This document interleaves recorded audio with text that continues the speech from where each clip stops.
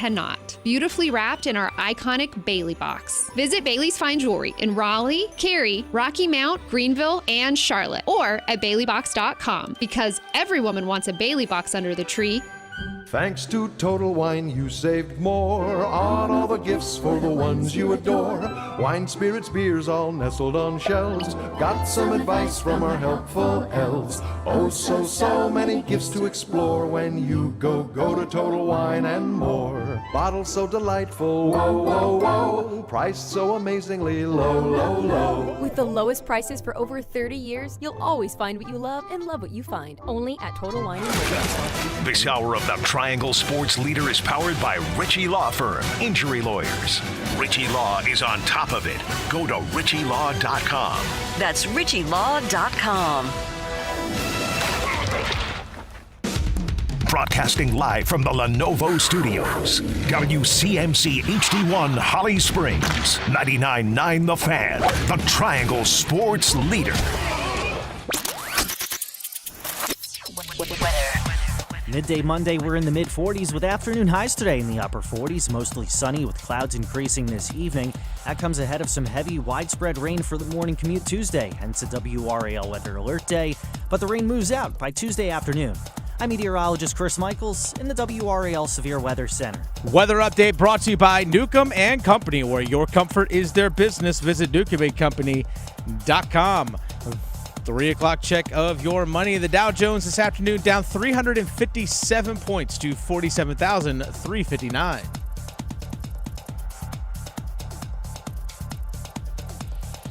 There goes Chuba. 10, 5, touchdown! Picked again. Mike Jack down the right sideline. Scored, throws a block out Stafford.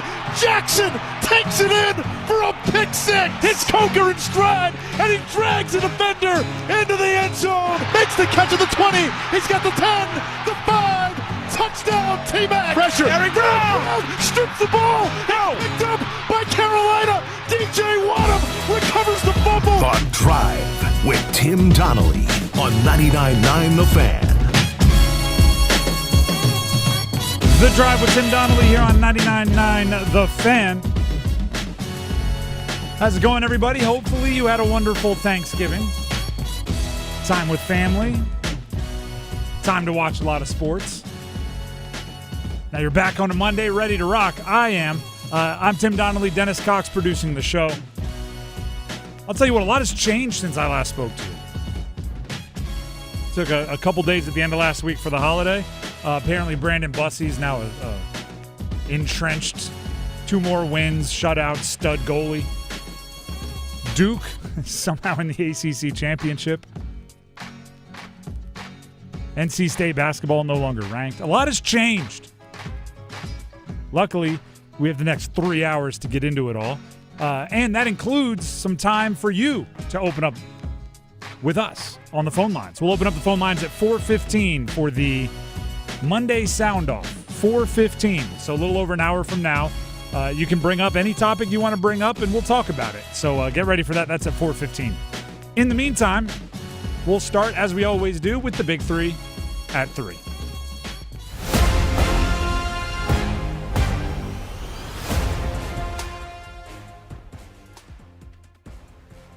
Number 1.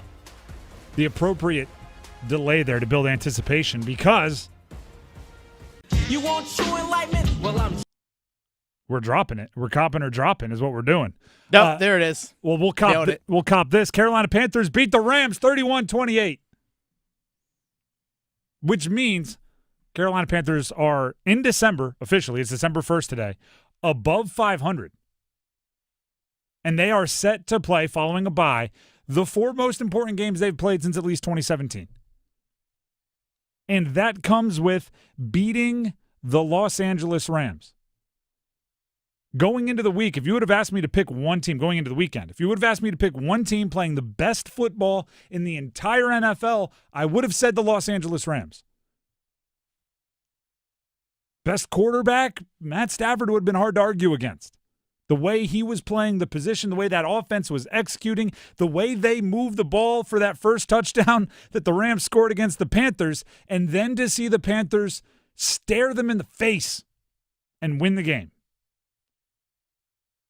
That is the best sign of optimism that I've seen yet for this era of the Carolina Panthers. For the Canales, Bryce Young era Panthers, is the best game I've seen, the most good signs, the most sustainable appearing, right? This was not a game where, Rico Dowdle runs for 200 yards. Or Bryce Young just catches fire like it's NBA Jam in 1997 and throws for 448 yards. These were a bunch of repeatable, possibly consistent things that they can do over and over again, done throughout the course of a game. Defense making plays. Not every play. Opposing team landed their shots, but the defense made plays. The offense didn't have the most efficient performance from any one individual, but they did enough to win the game. Dave Canales, after the game, talked about going up against one of the best teams in the NFL. I'm so proud of this group. The resilience, the finish, the ability to really just go, really blow for blow with an amazing team. First and foremost, got to give the Rams a ton of credit and what they've been building and what they did and what they brought out in us. And that's what we needed. We needed that kind of challenge so that our guys could rise to the occasion, make plays, have a more balanced attack, and be able to play the type of offensive football we know we're capable of. There was a lot of good. Clutch play by Bryce Young. Clutch play by Jalen Coker. Clutch play by Tetairoa McMillan. Clutch play by the defense. Oh, by the way, and we'll have to dive into this further, J.C. Horn was inactive. So they did that with one of their best players not there. And no Trayvon Merrick suspended. And Christian Roseboom, and we can go on. There were dudes not out there, and the depth was good enough to win the game anyway. If you're a Panthers fan, put a smile on your face. Put a smile. I know there's if you want to dive in, there's other conversations to have about consistency and about why doesn't this happen more often? But for right now, just smile. That is a big win. And that's number one. Let's get to number two. Number two. Carolina Hurricanes had 2 wins over the weekend. On Friday, a 5-1 win over Winnipeg, and then a Sunday where you spent most of regulation screaming, why did we use all 5 of those goals against Winnipeg? We could use some of that today before getting a 1-0 win in overtime. Very much a tale of 2 different games, but the end result, the same, right? 2 points. By any means necessary, 2 points. Brought the Canes up to 16-7-2 on the year and kind of knocked off some of whatever was showing in that previous stretch. Looking at the Calgary game, which was the overtime game, won by a Hall to Ehlers goal. Doesn't feel good. Nikolai Ehlers coming up clutch, using the speed. Taylor Hall talking about it after the game, saying, we don't get to skate together that much. Even at practice, we're rarely on the same line during drills, but I knew he's fast, and I wanted to use that. And having that work, it's first of all, give Taylor Hall his credit. I've said it before. I believe him and Jarvis of the forwards are the 2 most, I've been calling them O-negative blood types, right? They can play with anybody. They're compatible with all 4 lines. They're compatible with everybody on the ice, even somebody they're unfamiliar with. And then Ehlers, that's why you're brought in. That's why you're brought in. I know Adam Gold probably referenced it on his show because we were talking about it earlier off air. It's been a long time since someone not named Aho or Jarvis scored the game winner in overtime for the Canes. Been a long time. And because of that, Ehlers, it's that's why you're here, to be that other option, right? To be that other guy that can do what they can do in certain ways. And sure enough, he did it enough to get the win and back up Bussy. Let's not pretend like that was a pretty game by any stretch. Here's how I'll describe the Calgary game. And we'll go back and look at the Winnipeg game and the hat trick by Jarvis and all these other things. And it was another win for Bussy. But because I was traveling, I didn't get to watch the Canes-Flames game live. I know, bummer. But I went back and watched it, and I had the beauty of fast forward, right? If there's some, dull whatever in the neutral zone, boop, boop, boop, boop. And At one point, I looked up, and it was like halfway through the third period, and I didn't remember what I had watched for like the last 20 minutes. And 20 minutes with fast forwarding, right? So that was like a long time. And I thought, and I drove a bunch for the holiday, so this popped in my brain. You know when you're on the highway and your brain shuts off, and it's like you've been 20 minutes on the highway driving 75 miles an hour, and you're like, what? I don't remember what was. I was paying attention, I think. Like I had that moment. So I was like, I better go back and watch all of this because I don't remember what I just saw. And I watched that period of the game again. Guess what? It's not that I didn't remember anything. It's that nothing happened in that time period. It was a game where very few shots on goal, very few good looks, very few points of interest. It was just a block game that the Canes won anyway. Shout out to Ehlers and Hall for helping them steal 2 points, and Bussy for getting the shutout, which obviously was a big deal for everybody. That's number 2. Let's get to number 3. Number 3. It was a busy weekend of college football, wasn't it? A lot of loose ends needed to be tied up. We'll start with this. Duke beat Wake Forest 49-32. And then Duke got help from all over the ACC to the point where Duke's going to the ACC championship game this weekend. What? Yeah. Duke, Virginia. Who had that on their predictions card at the beginning of the year? Duke going to the ACC championship game. Keep in mind, Duke's season didn't go the way Duke wanted it to. Lost to Illinois, lost to Tulane, lost to Georgia Tech, lost to UConn, lost to Virginia. There's not many teams out there that lose 5 games and still have even an outside chance of going to the college football playoff, but Duke has found themselves there. And I have to admit, I'll raise my hand, I was wrong. Earlier this year, going into the Virginia game, I said that was the moment. I said, you either put it all together now against Virginia at home, this was November 15th, or you look at the rest of your career, looking back at this year as a year you didn't get the most out of your potential. Well, I didn't know that Cal was going to upset SMU. I didn't know that Georgia Tech was going to collapse. I didn't know all that was going to happen. So now Wake gets a third or fourth chance at this? What do you do with that third or fourth chance, Duke? This is coastal chaos just reincarnated. It's in the ACC as a whole now. We thought in getting rid of divisions that the Atlantic would stabilize the coastal. Nope. Turns out the coastal infected the Atlantic, and now and Stanford and Cal and SMU, everybody that comes in contact with any of the old coastal chaos teams, they just turn into it. They're infected by it, and it's chaos, man. And these are 2 coastal teams. As it should be. Yeah. As it should be. Fitting. With 5 teams finished tied for second? It felt like 5? a billion. The tiebreaker, I think, came down to like who played more games before 3 o'clock in the afternoon on weekdays or something. Like that was the most ridiculous finish possible. And if you're Duke, you don't ask questions, right? You just say thank you and you move on. And get ready for UVA. And then NC State beat UNC 42-19. Wasn't even that close. It didn't feel it. It darn sure didn't feel it. Bill Belichick, welcome to rivalries, right? I guess in college. Welcome to this rivalry in college football. And that's a rude welcoming. But Dave Doeren, you knew he wasn't going to be cordial with it. He wasn't going to, open the door and say, "Take your shoes off and meet me, at the coffee table where we have hors d'oeuvres." No, he was going to lock the door and say, "Get off my lawn." And that's exactly what they did to Bill Belichick. And then Dave Doeren gets the added benefit of the immediate vote of confidence from the school, right? He is back for next year.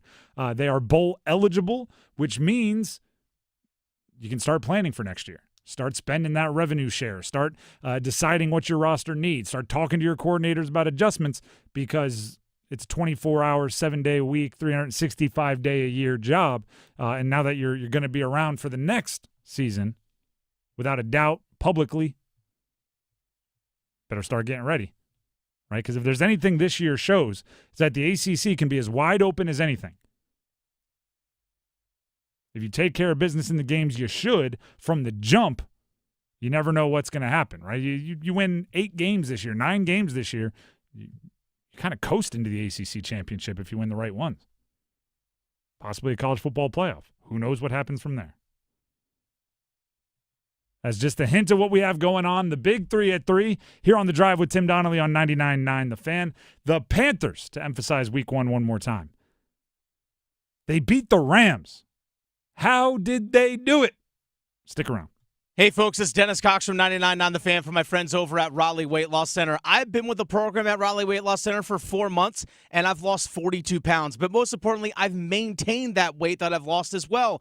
And you can actually get started on that program even before the new year. When everyone sets those new weight loss goals, go ahead and get started on it right now because the Raleigh Weight Loss Center is extending their huge 20% off Lose It holiday sale all the way through December 19th with the lowest prices of the year on the amazing program at Raleigh Weight Loss Center. They know the secret to losing up to 1 pound of fat every day with no exercising, no prepackaged meals, no counting points or calories, no drugs, no surgery, and no injections with the risk of serious side effects. Schedule your free 15-minute phone consultation today to see if the Raleigh Weight Loss Center program is the right thing for you. Mention the promo code LOSEIT for a discount. 919-897-7506 or visit RaleighWeightLossCenter.com. 919-897-7506. Mention the promo code Lose It. Results may vary. To 15-year-old Harper, buying an $80 vintage rock t-shirt is a great investment. To Harper's mom, this logic has a few holes in it. So she helped Harper open a Wells Fargo Clear Access banking account. With no overdraft fees and tools to track spending, Harper's learning, one heavy metal tee at a time. However you make money work, Wells Fargo can work with that. Terms apply. Visit wellsfargo.com/deposit disclosures for fees and details. 99.9 The Fan is partnering with the Salvation Army of Wake County for Team Up to Give. We cheer together, we celebrate together. And when our neighbors are struggling, we step up together. Across Wake County, more of our neighbors continue to face nights without a safe place to sleep. Your gift could be the one that turns the tide for a family in crisis. So team up with us. Together we can make sure no one is forgotten. Team up, give hope, change lives. Text GIVE to 919-860-5326 or go to teamuptogive.com to donate. Young takes the snap. Rams rush 4. Young fires a strike over the middle to Jalen Coker. First down at the 49-yard line of Carolina. Bryce delivers. Coker comes through again. We have seen the Rams' best football, and they've been playing amazing. And I said, no one's seen our best yet. And while they still made yards and they still did things, our best football is still out there in front of us, and that's our goal, is to find it. The Drive with Tim Donnelly, 99.9 The Fan. There's Dave Canales talking that talk. Panthers beat the Rams 31-28. I'm sure Sean McVay wouldn't agree that we've seen the best of the Rams. But to the winner goes the spoils, right? The victors write history. Dave Canales talking that talk after a 3-point win. Another game-winning drive for Bryce. Clutch play after clutch play, getting a win over one of the best teams in the NFL. For your thoughts, we're going to open up the phone lines at 4:15, about an hour from now. We'll hit you with a Monday Soundoff, which means the Heister Automotive Group hotline will be wide open for your calls. If you have thoughts on the Panthers, if you have thoughts on the Canes, any of the college football, college basketball, college football playoff going on, it'll all be at your disposal if you so choose at 4:15. Right now, let's hear more from Dave Canales, because one of the stories of the win over the Rams, as has been the story, one of the stories over the entire season, was trust. Fourth downs, third downs in big situations. Who did they put the ball in the hands of? What were the play calls? How did they come out on top in most of those situations? Well, Dave Canales, after the game, talked about trusting his team to make fourth down plays. Jalen Coker providing that first touchdown, knowing that we like the matchup outside, and he's a guy that's been playing great ball, and we just haven't been able to really just, make him come alive. It was still 4 catches, so we still like to see him come away with a few more, but that one, and then just being able to run the ball and showing play action for T-Mac's touchdown allowed us to get the one-on-ones, get the box the way we wanted it to, which is the design and the philosophy of what we do. And but it was some of those third down runs that got us into those favorable situations that allowed us to be aggressive. Here was the difference. Dave Canales fully and totally trusted Bryce Young. And I don't understand what was different about weeks past. Because there were some weeks where it seemed like he did trust him. This week was a Dave Canales is going to trust Bryce Young week, and goodness did it pay off. Bryce Young on 3rd and 4th down was special. Bryce Young, when trailing, was special. Bryce Young had 3 passing touchdowns. Do you know what downs and distances they came on? 3rd and 8, 4th and 3, 4th and 2. And they weren't short. Matter of fact, according to Next Gen Stats, since 2016, Bryce Young is just the 2nd quarterback in the NFL with multiple touchdown passes that traveled over 10 air yards on 4th down in a single game. Yeah, the 3rd down one was that swing pass to Chuba Hubbard on Correct. that first drive. Yep. Okay.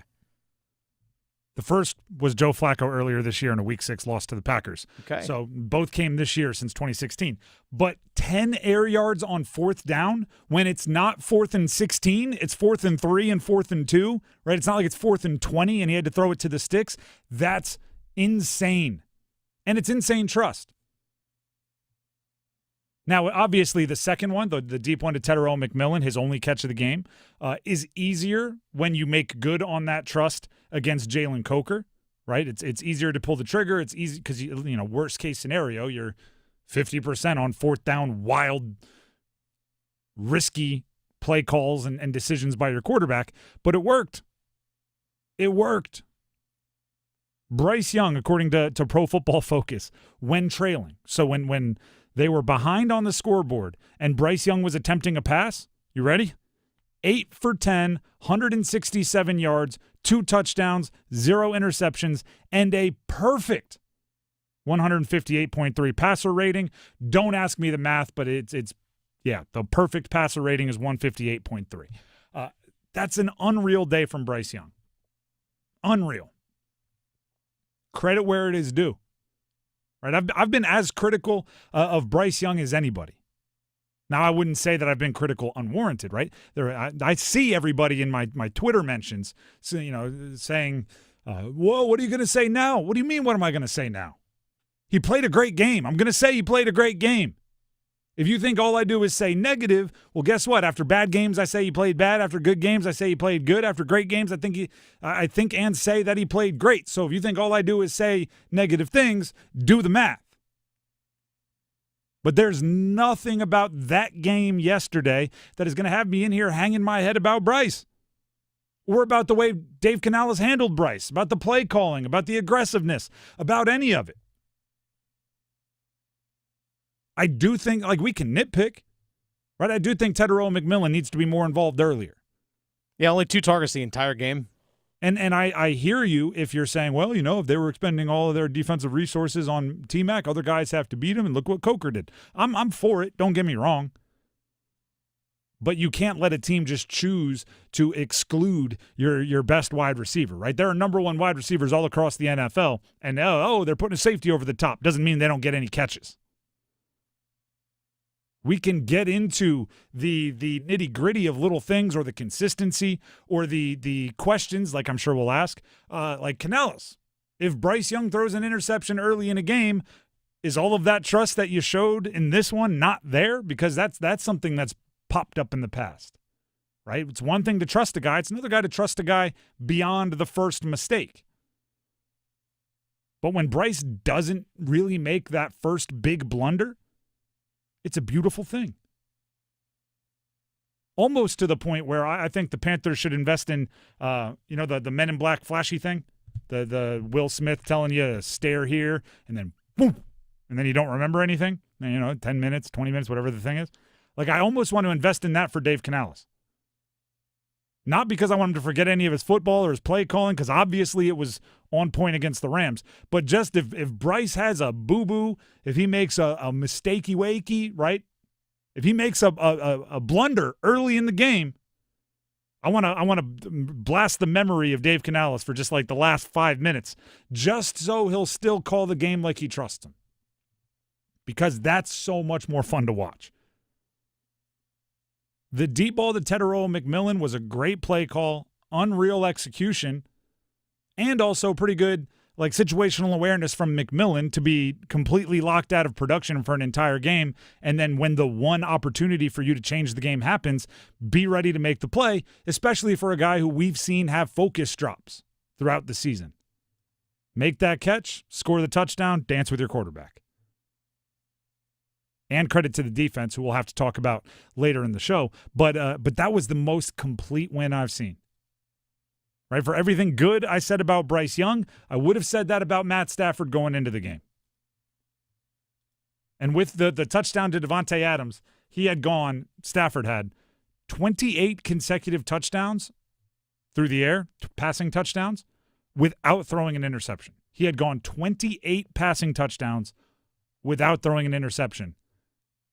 On the next two drives, he threw interceptions. Yeah, I think it was 317 attempts straight where he didn't throw a pick. The 28 it was 2 out of 3. The 28 consecutive touchdowns without interception is an NFL record, past Tom Brady with 27. And then the Panthers got him twice, including a pick six. That's a complete game. Lathan Ransom in his first start got a heat-seeking missile sack.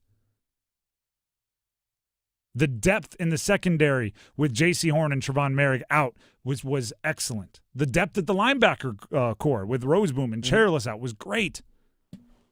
There was true, this might be something different, right? Every win until this weekend, for me, watching it felt like, wow, the Panthers are getting an all-time performance. Or, oh, look at this, they're on a heater. For the first time, they were playing a good team, borderline great team this year for the Rams. They stared them in the face. They looked like they belonged. They didn't look outclassed. They didn't need somebody playing way above their talent level to stick in the game. That's really the first time. It's not like, oh, wow, if Rico Dowdle keeps playing like Walter Payton from 1983, they got a chance here, right? It wasn't like, oh, if Bryce Young throws for more yardage than he throws for in any 3 games leading up to this, they can be pretty good. They could beat the Falcons by 3, right? I mean, as good as Bryce Young was, he threw for, 206 yards? Yeah. Like, that, he can throw for 206 yards.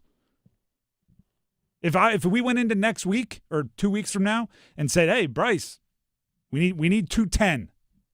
I think that's a realistic ask. After the Falcons game, if you're like, hey, we need 430 or more, it's like, well, chalk it up as an L, right? There.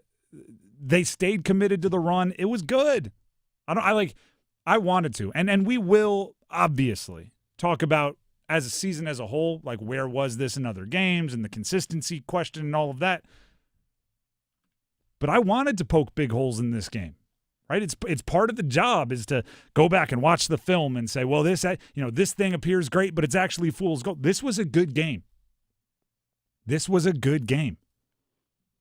That's their formula to win, and it passes with a fine-tooth comb like every test you could put it through. Yeah, that's their formula to win. Well, give us the formula. You're talking like just stay committed to the run, well, play good defense. Just how they won it. Obviously, getting stops on defense, especially in the red zone, because they had 2 defensive red zone turnovers, which are huge. So not only do you couple that, but it's also, like you said, the commitment to the run game. Mm-hmm. Because Chuba Hubbard had 17 carries, Rico had 18. And then those 3rd and 4th downs where Bryce had to throw the ball, they're manageable. They're not, hey, it's 4th and 12. It's 4th and 3. It's 4th and 5. It's 3rd and, whatever it might be. So they're easier 3rd down conversions, 4th down conversions to pick up. And also just the aggressive play calling by Dave Canales with the aggressive nature. Hey, we're in our own zone. We're going for it.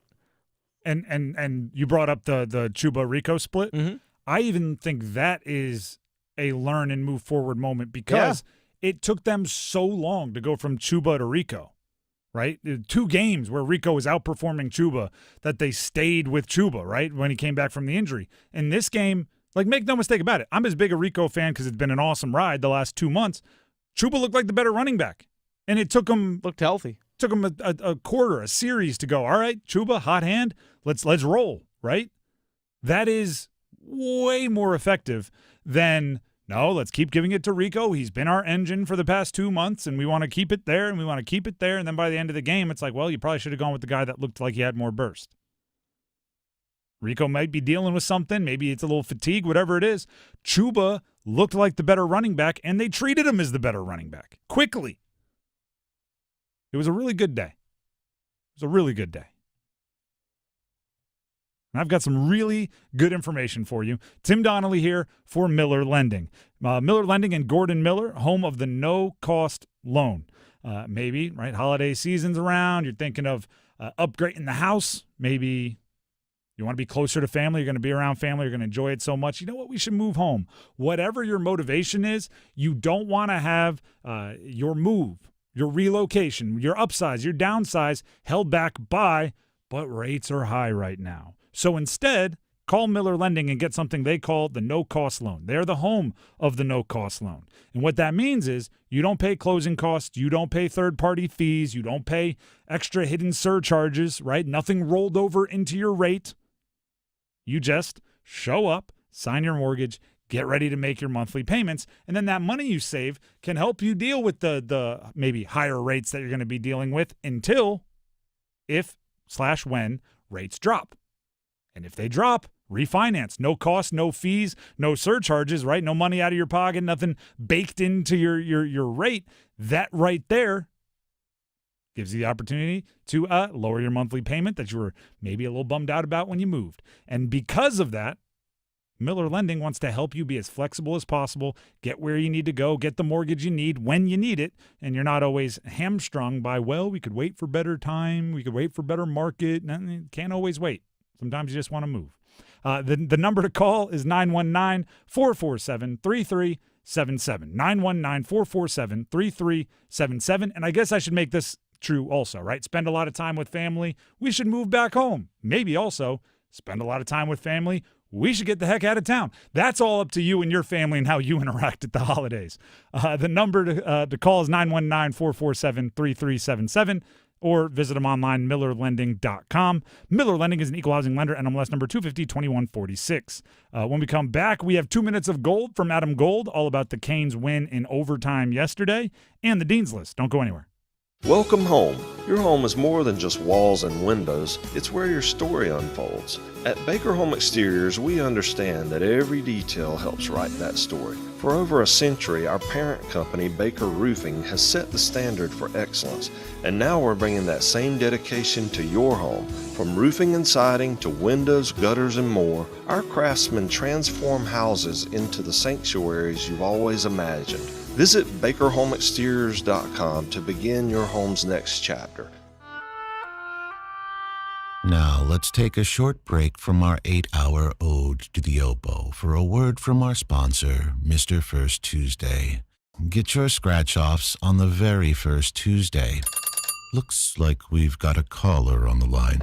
How are you not more excited about new scratch-offs? There's millions in prizes. Who is this? Oh, this is Mr. First Tuesday. And by the way, it goes, get your scratch-offs on the very first Tuesday. Must be 18 to play. Problem Gambling Helpline, 877-718-5543. Is your whole home operating at peak performance? With Newcomb & Company, your independent trained dealer, proudly serving our community for over 70 years. As a Comfort Contract customer, you'll get priority service and a 15% discount on all HVAC and plumbing service calls and repairs, including repairs and replacements for faucets, toilets, piping, garbage disposals, water heaters, drain cleaning, and more. Call 919-862-3000 or visit newcombandcompany.com. Newcomb & Company. Your comfort is our business. Adam Gold here from my friend Dr. Lori Travers and Travers LASIK. And people ask me all the time, Adam, why did you get LASIK surgery? Simple. It's convenient. I just wake up and go every day. And 2, it saves me a lot of money. I don't spend a dime on anything related to contact lenses. And right now, Travers LASIK Vision Care is proudly honoring first responders with exclusive LASIK savings for police officers, firefighters, and EMTs. 919-510-6830.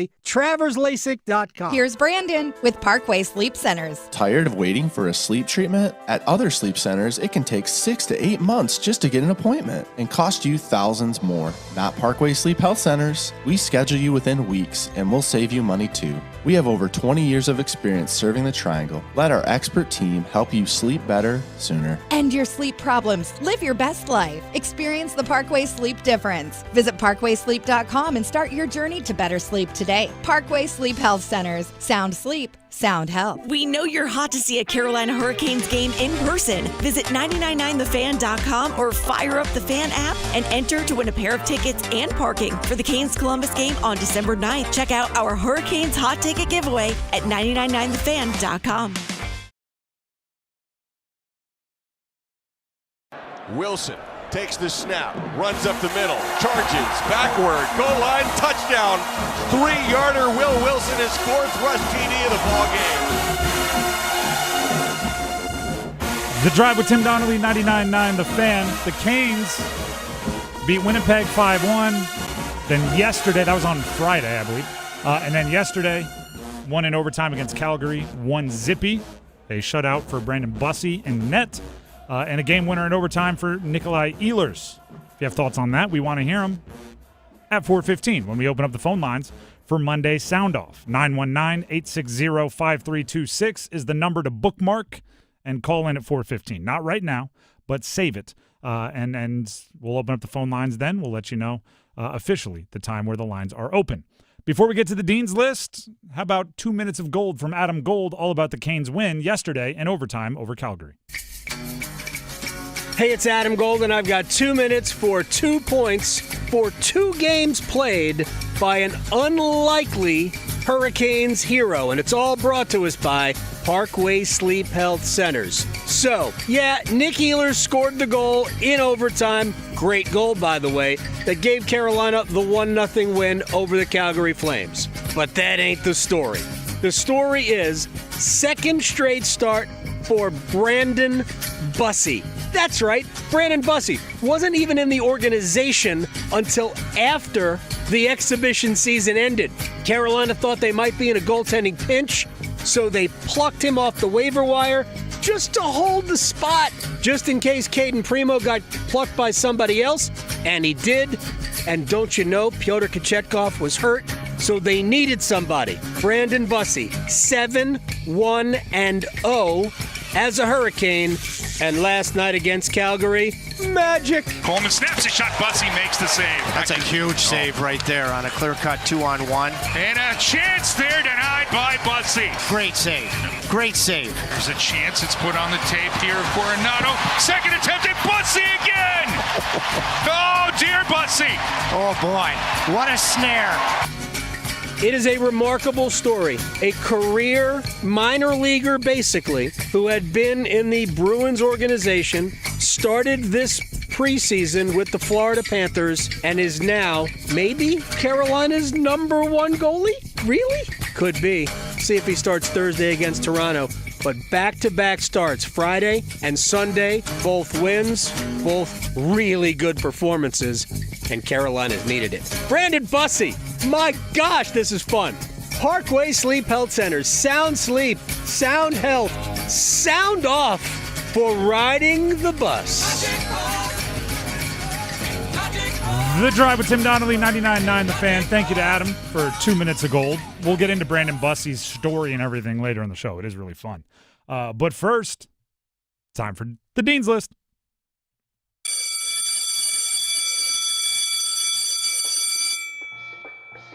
I'll go first on the Dean's List for us right now. I'm putting ACC men's basketball. Net rankings came out today. Good news. Good news. There are certain thresholds you want to worry about when it comes to net rankings. And like top 30, top 50, top 75. Why? Because top 30 is a quad 1 win even on the road. So if they're like in your arena, if you're playing them at home, top 30, quad 1. If it's a neutral court, top 50. If it's an away court, top 75. So you want to worry about those kind of big numbers. If you look at the ACC right now, Duke, Louisville, North Carolina, top 30. But the more impressive number would be this. Top 50 net ranking. So these are teams that are top. These are quad 1 wins, even in a neutral court. The ACC has 8. The SEC has 9. The Big Ten has 9. The Big 12 has 7. The ACC is at least keeping pace with the other power conferences, which means if they can keep this up, right? I know the ACC-SEC Challenge is about to get started. You're going to eventually hit conference schedules, and if you have as many teams in that upper echelon as other conferences, you won't fall as much during your conference schedule because there's as many big fish, right, trophy fish out there to catch in your conference as there are other conferences. The issue in the past has been the ACC, whether it's by scheduling or whatever, they've lost some non-conference games that have knocked their net ranking down before conference play.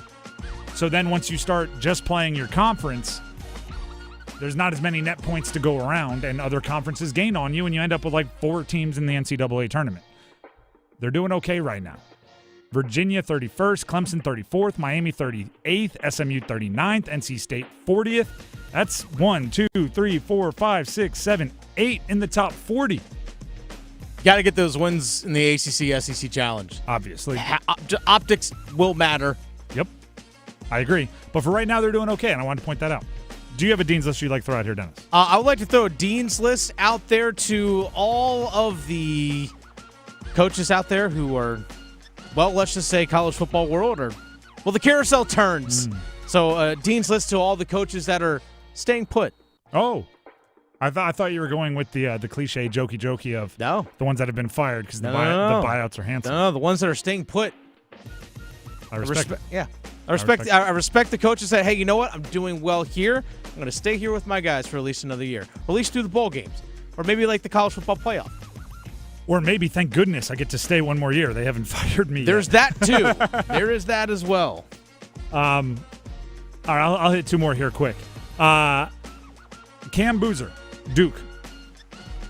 He is the only division – this is crazy. This came from Stats Count Online.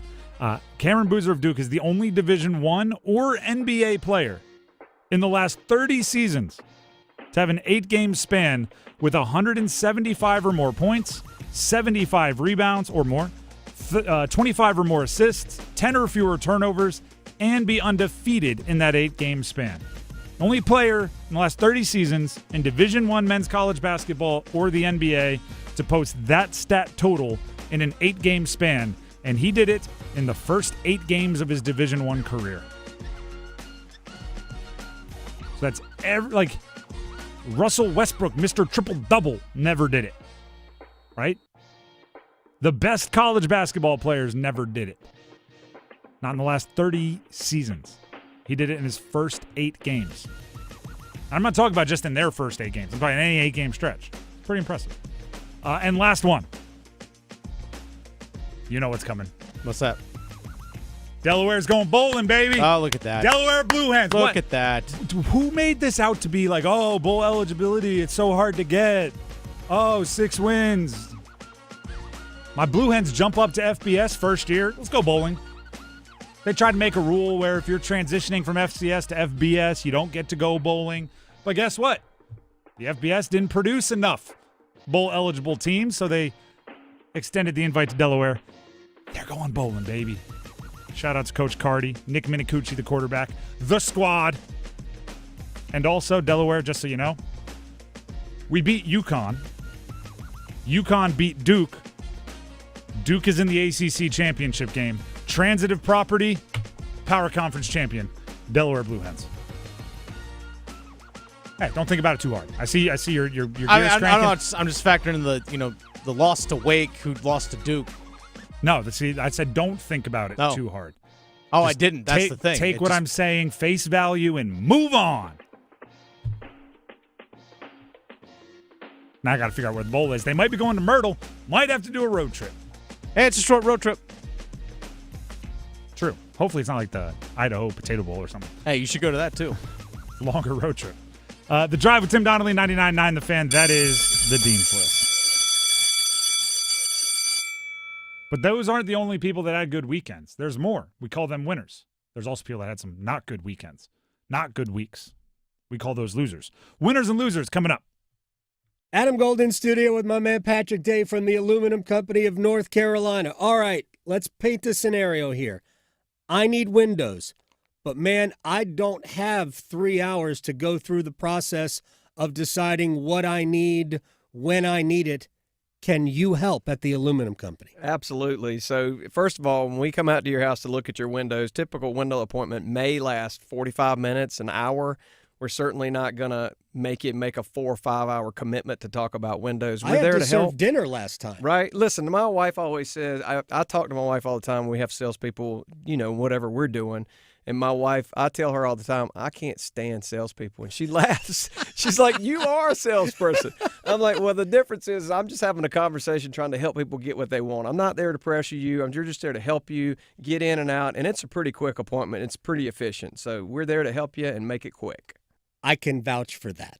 The Aluminum Company of North Carolina, online at aluminumcompany.com. It is I, Juan Carlos Santiago del Santiago, the coolest man in the world. Yes, I am back in Raleigh. Do I go downtown with so many places to party? No, I go to the Shocky's place. The good food, the fine drinks, the coldest of beers, and of course, the many, many beautiful people. I always hang at the Shocky's place, the coolest bar in the world, because, well, it was built for me. Juan Carlos Santiago del Santiago, the coolest man in the world. The Sharky's place, 8800 the Raleigh Road by the Shelley Station.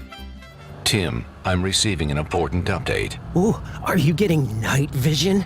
No, I just found out you could get $200 with Navy Federal Credit Union when you refinance your auto loans from another lender. So, no night vision? No night vision. Learn more at NavyFederal.org/auto loans. Navy Federal Credit Union. Our members are the mission. Navy Federal is insured by NCUA. Credit and collateral subject to approval. Refinance loan must be at least $5,000 to be eligible for the $200. Terms and conditions apply.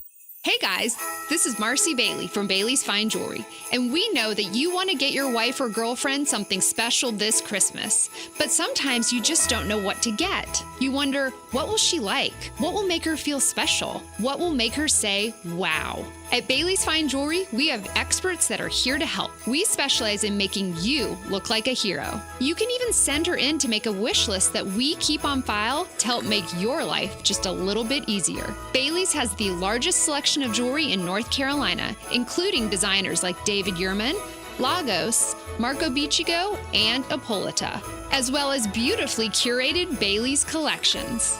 And don't fret, because if for some reason she doesn't love your gift, we have a 30-day return policy.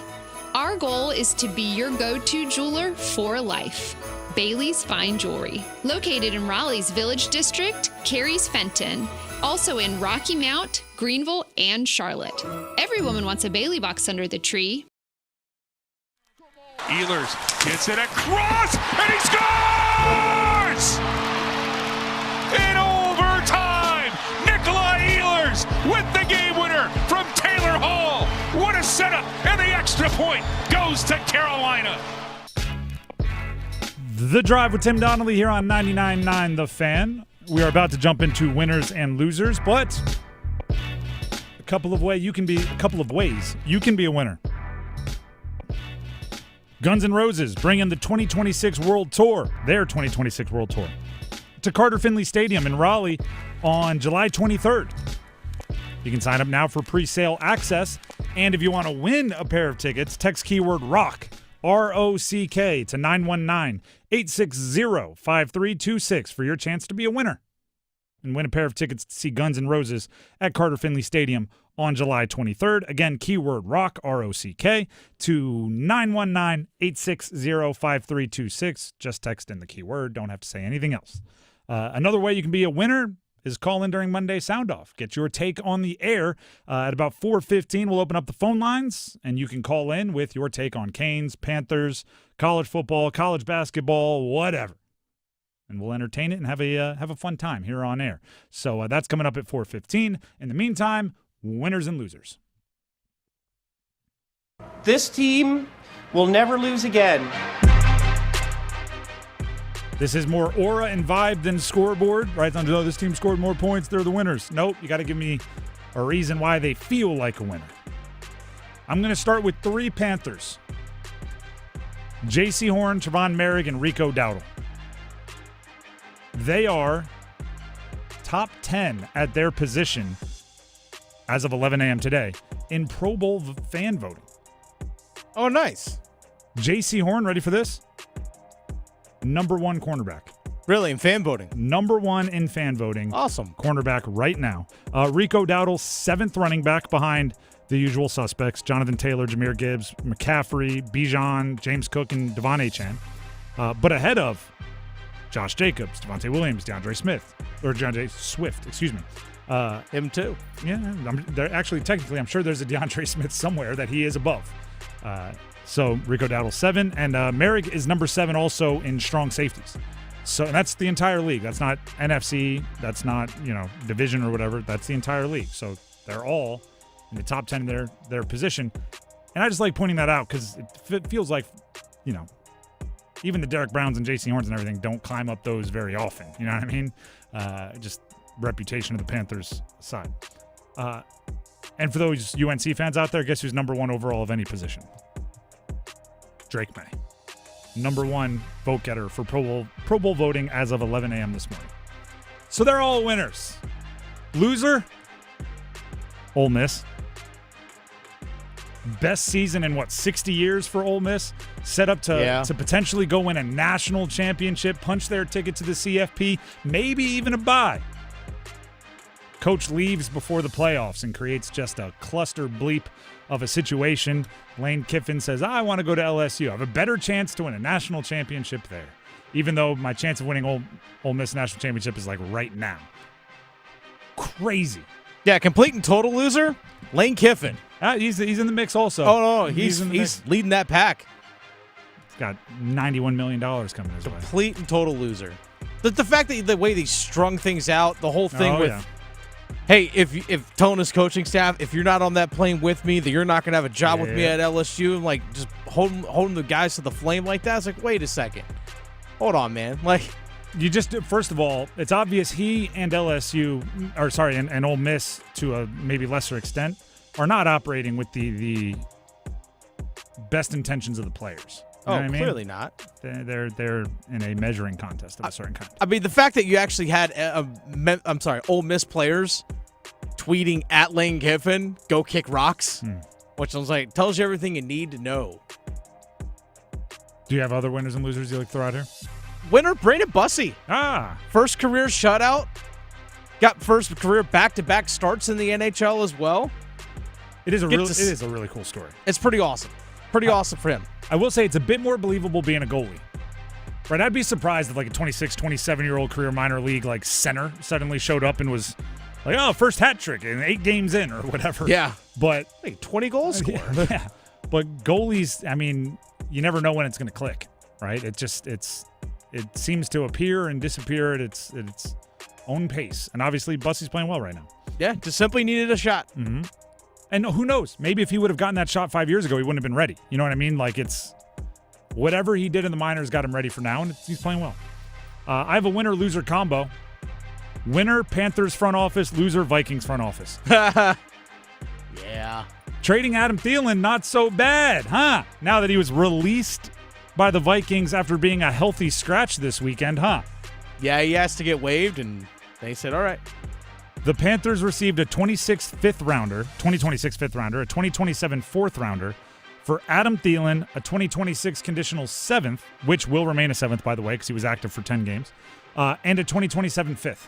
So essentially, they turned a 7th and a 5th into a more recent or more upcoming, closer to now, 5th and a 4th for a player who made absolutely no impact and was released and is 35 years old. And I was yelled at for saying it was a smart trade. This is me. We're big on accountability here. I said I was wrong on some things earlier. I'm going to say I was right on this one. More winners and losers. Loser, Jawan Jennings of the San Francisco 49ers. Whoops. So the Panthers didn't play this weekend with Trevon Merrick. Trevon Merrick was suspended because he was caught on camera punching Jennings in what will be described in the quote I'm about to read you as the nuts. And he was suspended for it.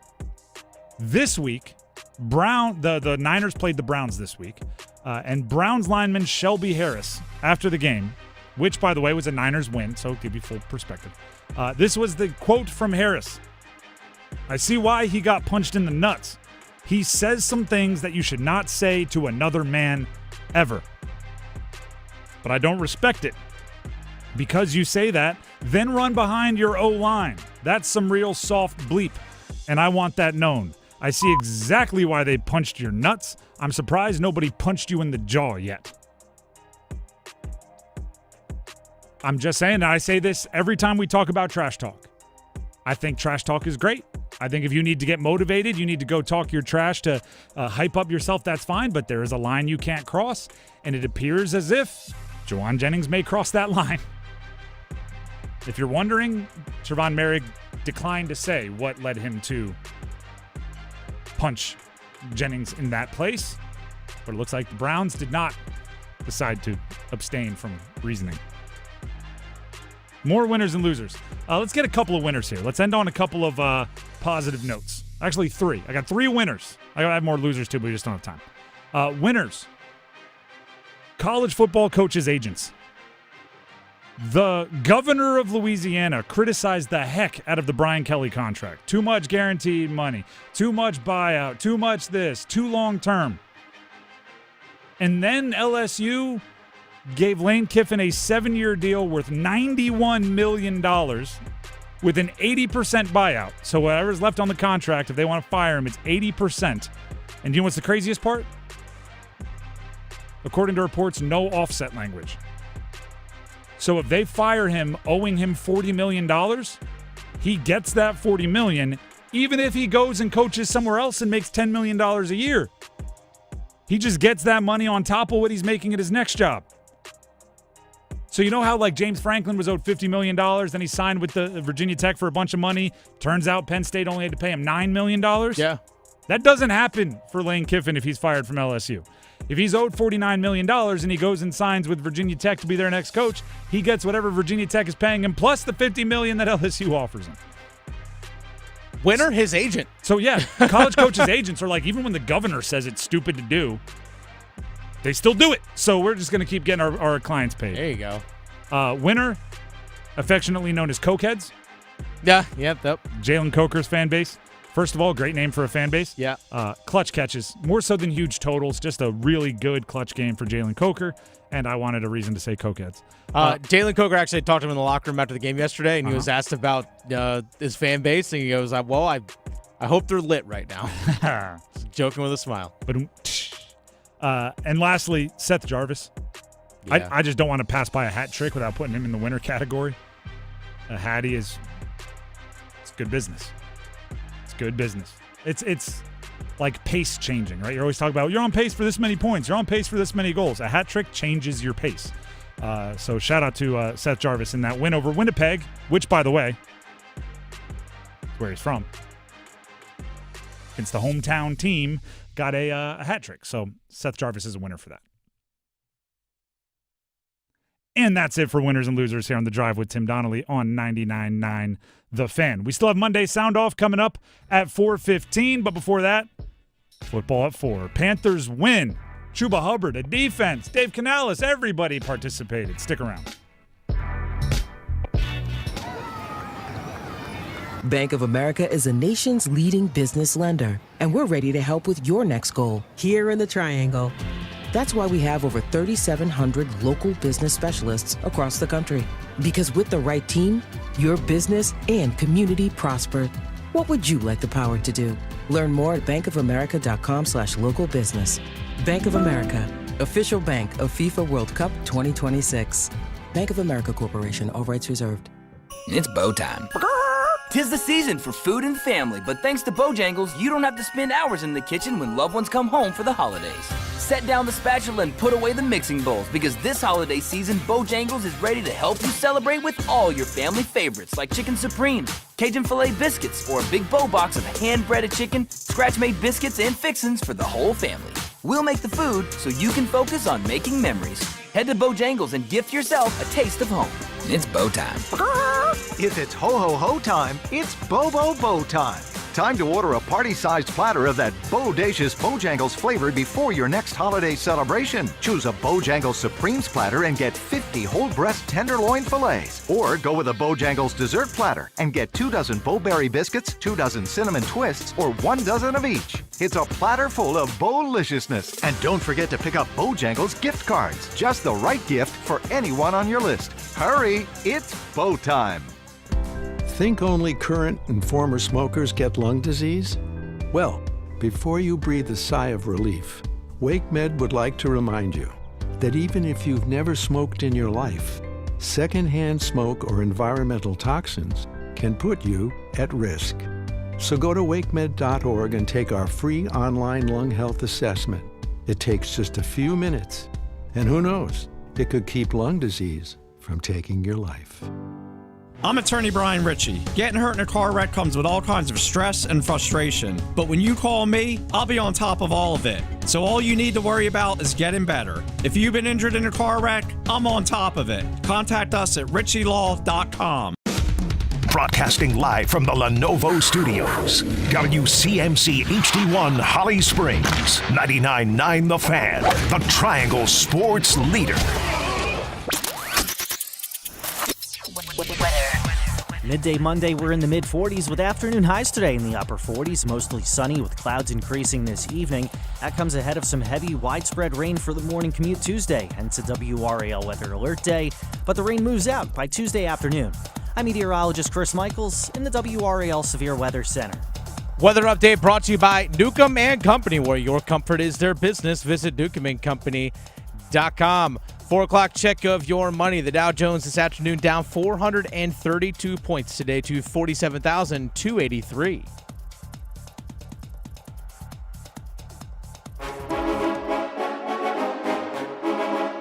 Let's move the chains. Time for football at 4. This is The Drive with Tim Donnelly on 99.9 The Fan. The Panthers beat the Rams. You know, this is similar. I just talked about how a hat trick changes your pace. If you're a hockey player, right? You're on pace for X. Your points per game or your goals per game is this, and you do the math, and it's on pace for. When you have a hat trick, it's like, oh wow, they just bumped up a lot. That's the equivalent of what the Panthers did against the Rams. It changes what you expect from them.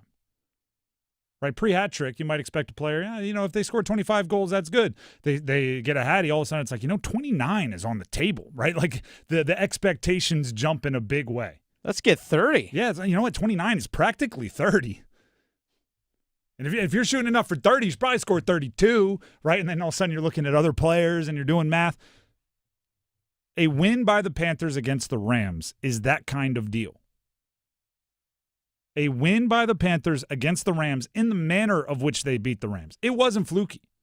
Right, granted, you had to win the turnover battle and you had to do these things, but a lot of teams, there's only a certain amount of teams on the planet any given year that don't need to, get a pick six or something to beat a contender. There's contenders that need that to beat another contender, right? They had to play well, but it wasn't an alien performance from any players. They just beat the Rams.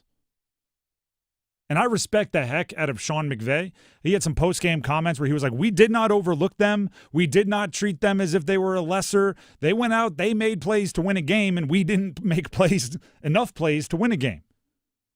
And that's what it looked like. And that changes expectations. It does. And I'll be the first to say, I didn't expect them to beat the Rams. I didn't expect them to be where they are in the standings at this point in the season. I didn't expect their culture to be as strong as it is right now, but it is, so happy accident, right? Happy accident.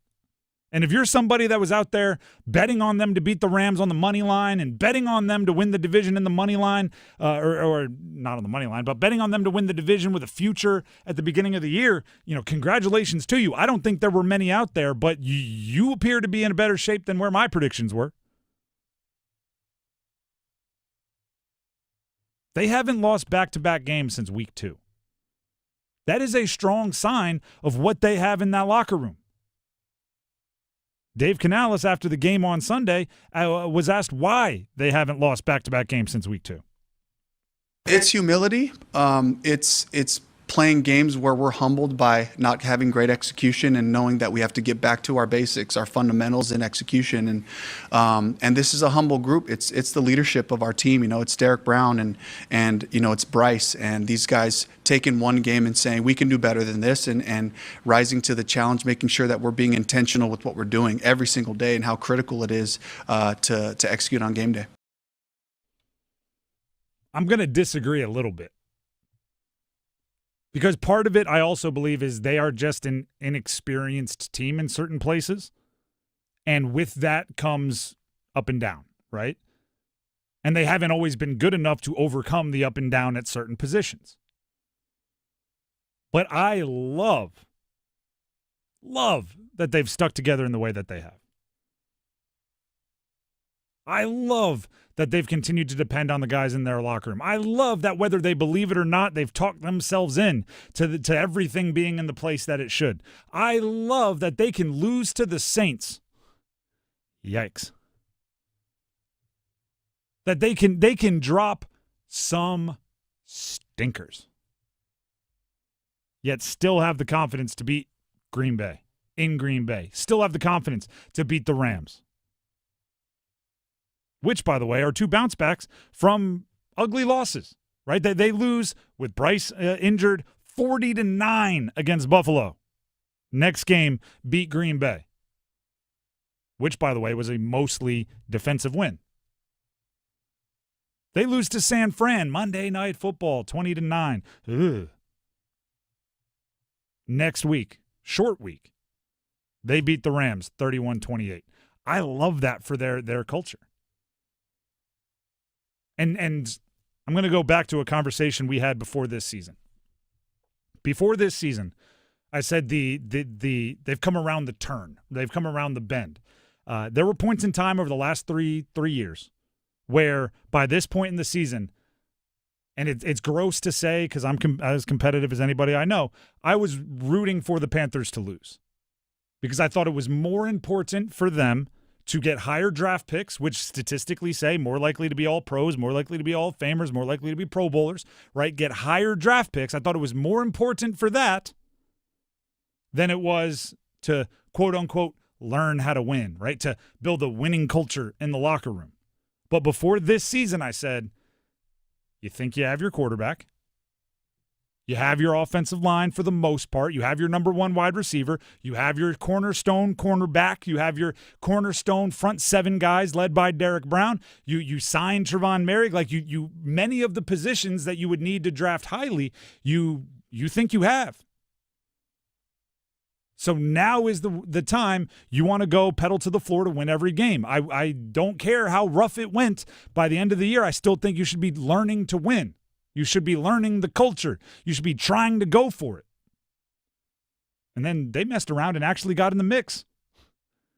They messed around and a little bit of help from the division not being great and injuries here and there to other teams. But they're in the playoff hunt in December. So, yeah, like a game like that, a bounce back like that, I think it matters. I think the embarrassment that comes with that particularly offensive performance against San Fran on Monday Night Football, to come back with one of their more efficient, clean games that they've played, again, particularly on offense, against a defense like the Rams, I think that's experience that you file away into that winning culture thing. I think that's experience that is worth falling from. Like, let's say they don't make the playoffs, right? I saw, Pelissero of NFL Network estimated that it's going to take a 3-1 finish after the bye for the Panthers to make the postseason. Probably all have to be division wins. Let's say they go 2-2, miss the playoffs. I think that win against the Rams is worth the 2 or 3 draft pick spots that you fall back. To look at the core, to look at Dave Canales and say, you can hang with anybody. Right? And if the Rams go on to win a Super Bowl, which I still think is, as probably as likely as anybody else in the NFC, if they go on to win a Super Bowl, you can then all offseason build saying, we know we can hang with them. And even if they don't win a Super Bowl, right? You can say they were playing as well as anybody that won the Super Bowl when we knocked them off. The defense can say there's nobody throwing the football out there that was throwing it better than Matt Stafford when he came into our house and we forced 3 turnovers and we returned 1 for an interception. And, yeah, he got us a few times, but we got him as much as we got. I think Mike Jackson had a really interesting game because Mike Jackson was thrust into the cornerback 1 role with J.C. Horn out.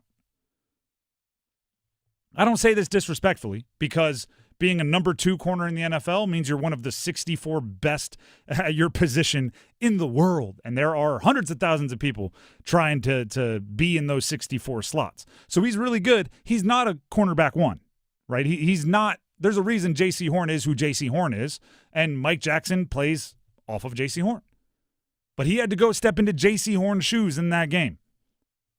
And yeah, like Puka got him, right?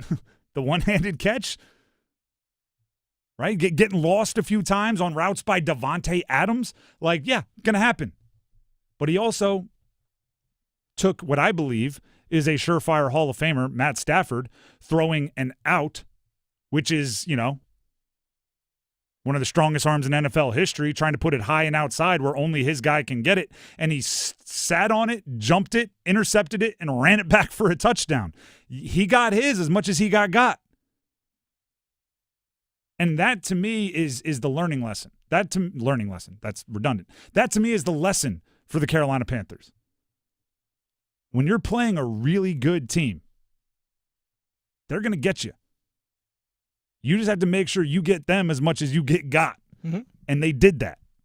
Like right? Dave Canales said, go blow for blow. Go blow for blow and one more. Yeah. Right? Come standing tall at the end. What's the Chinese proverb? Fall down 7, stand up 8, which mathematically doesn't make any sense. You can't stand up without falling down. But stand up one more time. Matt Stafford, as I've said, and I know that the defense was mad. Everybody talk about Matt Stafford leading into the game. The dude had 27 straight touchdown passes without an interception. Like, it's not like it was unwarranted hype for Matt Stafford. Yeah, he had only thrown 2 interceptions all season. He's probably still is amongst the betting favorites to win MVP, even after a bad game. He could not have thrown those 2 fourth downs better than Bryce Young. That's what I'm talking about. You don't have to be better than them in every way. You'd be better than them when it counts. Right? You have to be one play better. And that's what they were.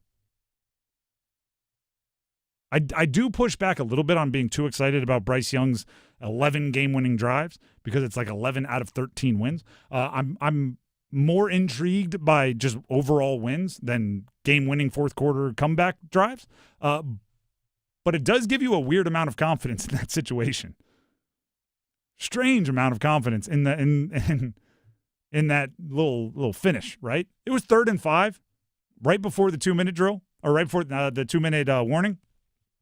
And as scared as I was that if they didn't pick up that first down, Matt Stafford was going to have it with 2 minutes, no timeouts, and like 80 yards, I kind of think they would have been just as scared to give it to Bryce in a similar situation because he does well in those in those particular positions. I'm not sure anybody would have been more confident than the Panthers were in Bryce picking up that first. And, of course, he found Coker, got the first down, took knees from there, and it was over. Like, there was so much good to build off of. You mentioned earlier the locker room. Mm-hmm. Walking into that locker room after the game, the sense I got from just being around the players, the vibe was completely different. And I say that in a good way. Yeah, of course. And it's obviously not because it's not just the fact that they beat one of the top teams in the NFL, but it's also from the fact that I felt like the guys in that locker room felt that they had a complete team win where you got big contributions from your run game. Bryce making the passes, like you said, the defense coming up big, the pick 6 from Mike Jackson, Derek Brown getting the strip sack, and how it was a complete and total team win. And they said, you know what? I think they validated and proved to themselves that when they actually do play a complete game, that they can beat anybody in this league. And the energy in there, it's like, hey, we got momentum going into our bye week, and for this sprint for these last 4 games, they know that they can win this division. You got that sense in the locker room. I'm going to 50% agree with you. Okay. The 50% I don't is I hope part of it was just they were in a good mood because they beat one of the best teams in the NFL. Obviously you won, but like I said, it was different. Celebrate the heck out of that. Part of it is just the NFL is a results-based business, and I don't care how you got there. You beat the Rams, go nuts. The other 50% is what you're saying in that, like when they beat the Packers, and you've been in locker rooms, I've been in locker rooms, we've all been in locker rooms like this if you played sports at any level, where like you may have won the game and everyone's excited, except for Jimmy in the corner who got burnt 3 times and didn't have a good game, and you kind of have to like, good game, Jimmy. Yeah, way to go. Head up, man, head up. This was a game where there was no Jimmy in the corner, right? Like, sure, did some guys get beat? Yes, but they also probably made a play that helped contribute to the win. Like, everybody was up, and that's what I'm talking about when I say it was the most complete game of the Canales Bryce era, and that's what you're saying with kind of everybody contributing and realizing what can happen when everybody does their job. That's not going to happen every week. Sometimes you're going to have to pick somebody up. There's a sense of belief in the locker room. That's really what it is. There's a sense of belief, which gone every Panthers home game this season, I was like, it was just different. It was different in a good way. Good. And let's hear what everybody else thinks of it. What's your sense on the Carolina Panthers or the Carolina Hurricanes or college football or college basketball or any other sports situation that we have here? Heister Automotive Group hotline is open for your calls Monday, Soundoff time, 919-860-5326. Call in now for Monday Soundoff. And while those calls start streaming in, I'll tell you all about Miller Lending. Tim Donnelly here for Miller Lending. You know what? New year, you might be looking at your finances. If that mortgage rate starts with a 7 or even higher, right, if you locked it in at the top of the market, think about calling Miller Lending this holiday season or early in the new year and see what they can do. Maybe help you out with a no-cost loan where no closing costs, no fees, no third-party surcharges. Zero means zero at Miller Lending when it comes to the no-cost loan.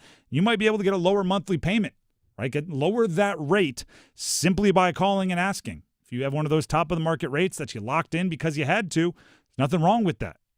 No-cost loan lets you alleviate some of that financial pressure if rates have dropped since then. So go ahead and give them a call. Miller Lending. The number, 919-447-3377. And bookmark that number. If rates drop, if they continue to drop, if in 6 months they're lower, do it again and again and again. Again, no money out of your pocket as far as rolling things into your rate. The number, 919-447-3377, or visit them online, millerlending.com. Miller Lending is an equal housing lender, NMLS number 250-2146. As promised, we'll open up the phone lines to your calls next. If you don't get through, that just means lines are full, but they will open up. We want to hear from as many of you as possible. 919-860-5326. Call in now. Lines are open, but filling up. It's Monday Soundoff next. Join 99.9 The Fan on Tuesday, December 2nd for our first ever Ticket Window Tuesday, presented by Commercial Openings. From 9 a.m. to 7 p.m., call in to win a pair of tickets to the upcoming Kings-San Jose game. One pair every single hour. December 2nd, it's our Ticket Window Tuesday, presented by Commercial Openings, your commercial door experts. Check them out at commercialopenings.com. Football season is here, and you can watch all the games at one of USA Today's 10 best sports bars, Carolina Ale House. With a massive beer selection, wall-to-wall TVs, and our award-winning wings, you'll never miss a play. Add in our lineup of homemade favorites, and you've got the best seat in the house. Bring your friends, bring your appetite, and help us create that nationally recognized game day atmosphere all season long at Carolina Ale House. Wings, beer, sports, repeat. Ale, yeah. Oh, hey, welcome to gift wrapping. Whoa, Zoe Saldana. Hey, can you wrap these, please? Wow, iPhone 17s. You splurged. At T-Mobile, you can get 4 iPhone 17s on them. The new center stage front camera is amazing for group selfies. It's the perfect gift for everyone. I'm the worst. I only got my mom a robe. Well, it's better than socks. So, I have to trade in my old phone, right? No, at T-Mobile, there's no trade-ins needed when you switch. Keep your old phone or give it as a gift. Incredible. In fact, wrap up my old phone too. For my Aunt Rosa. Forget that. Aunt Liz will be jealous. Sounds like my family. Drama. Oh, I got it. I'll give it to my abuela. I'll take reindeer paper with, hey, where are you going? To T-Mobile. The holidays are better at T-Mobile. Get 4 iPhone 17s on us, no trade-in needed when you switch. Plus 4 lines for just $25 a line. With 24 monthly bill credits and 4 eligible port-ins on essentials for well-qualified customers. Auto pay plus taxes, fees, and $35 device connection charge. Credits end in balance due if you pay off early or cancel. Contact us. Finance agreement 256 gigabytes, $830 required. Visit T-Mobile.com. Hey, folks, it's Dennis Cox from 99.9 The Fan from my friends over at Raleigh Weight Loss Center. I've been with the program at Raleigh Weight Loss Center for 4 months, and I've lost 42 pounds. But most importantly, I've maintained that weight that I've lost as well.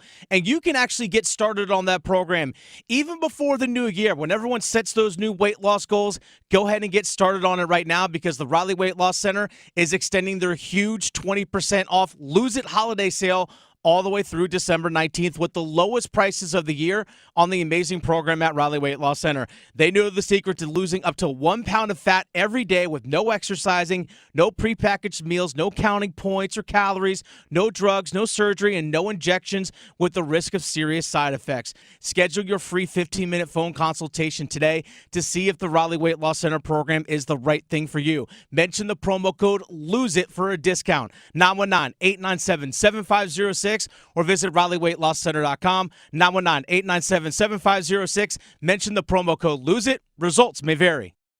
The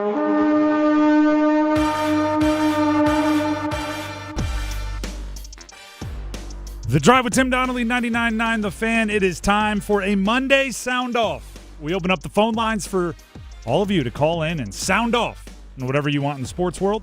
Heister Automotive Group Hotline is the phone number to call, 919-860-5326. If you don't get through, keep calling. Lines will open up.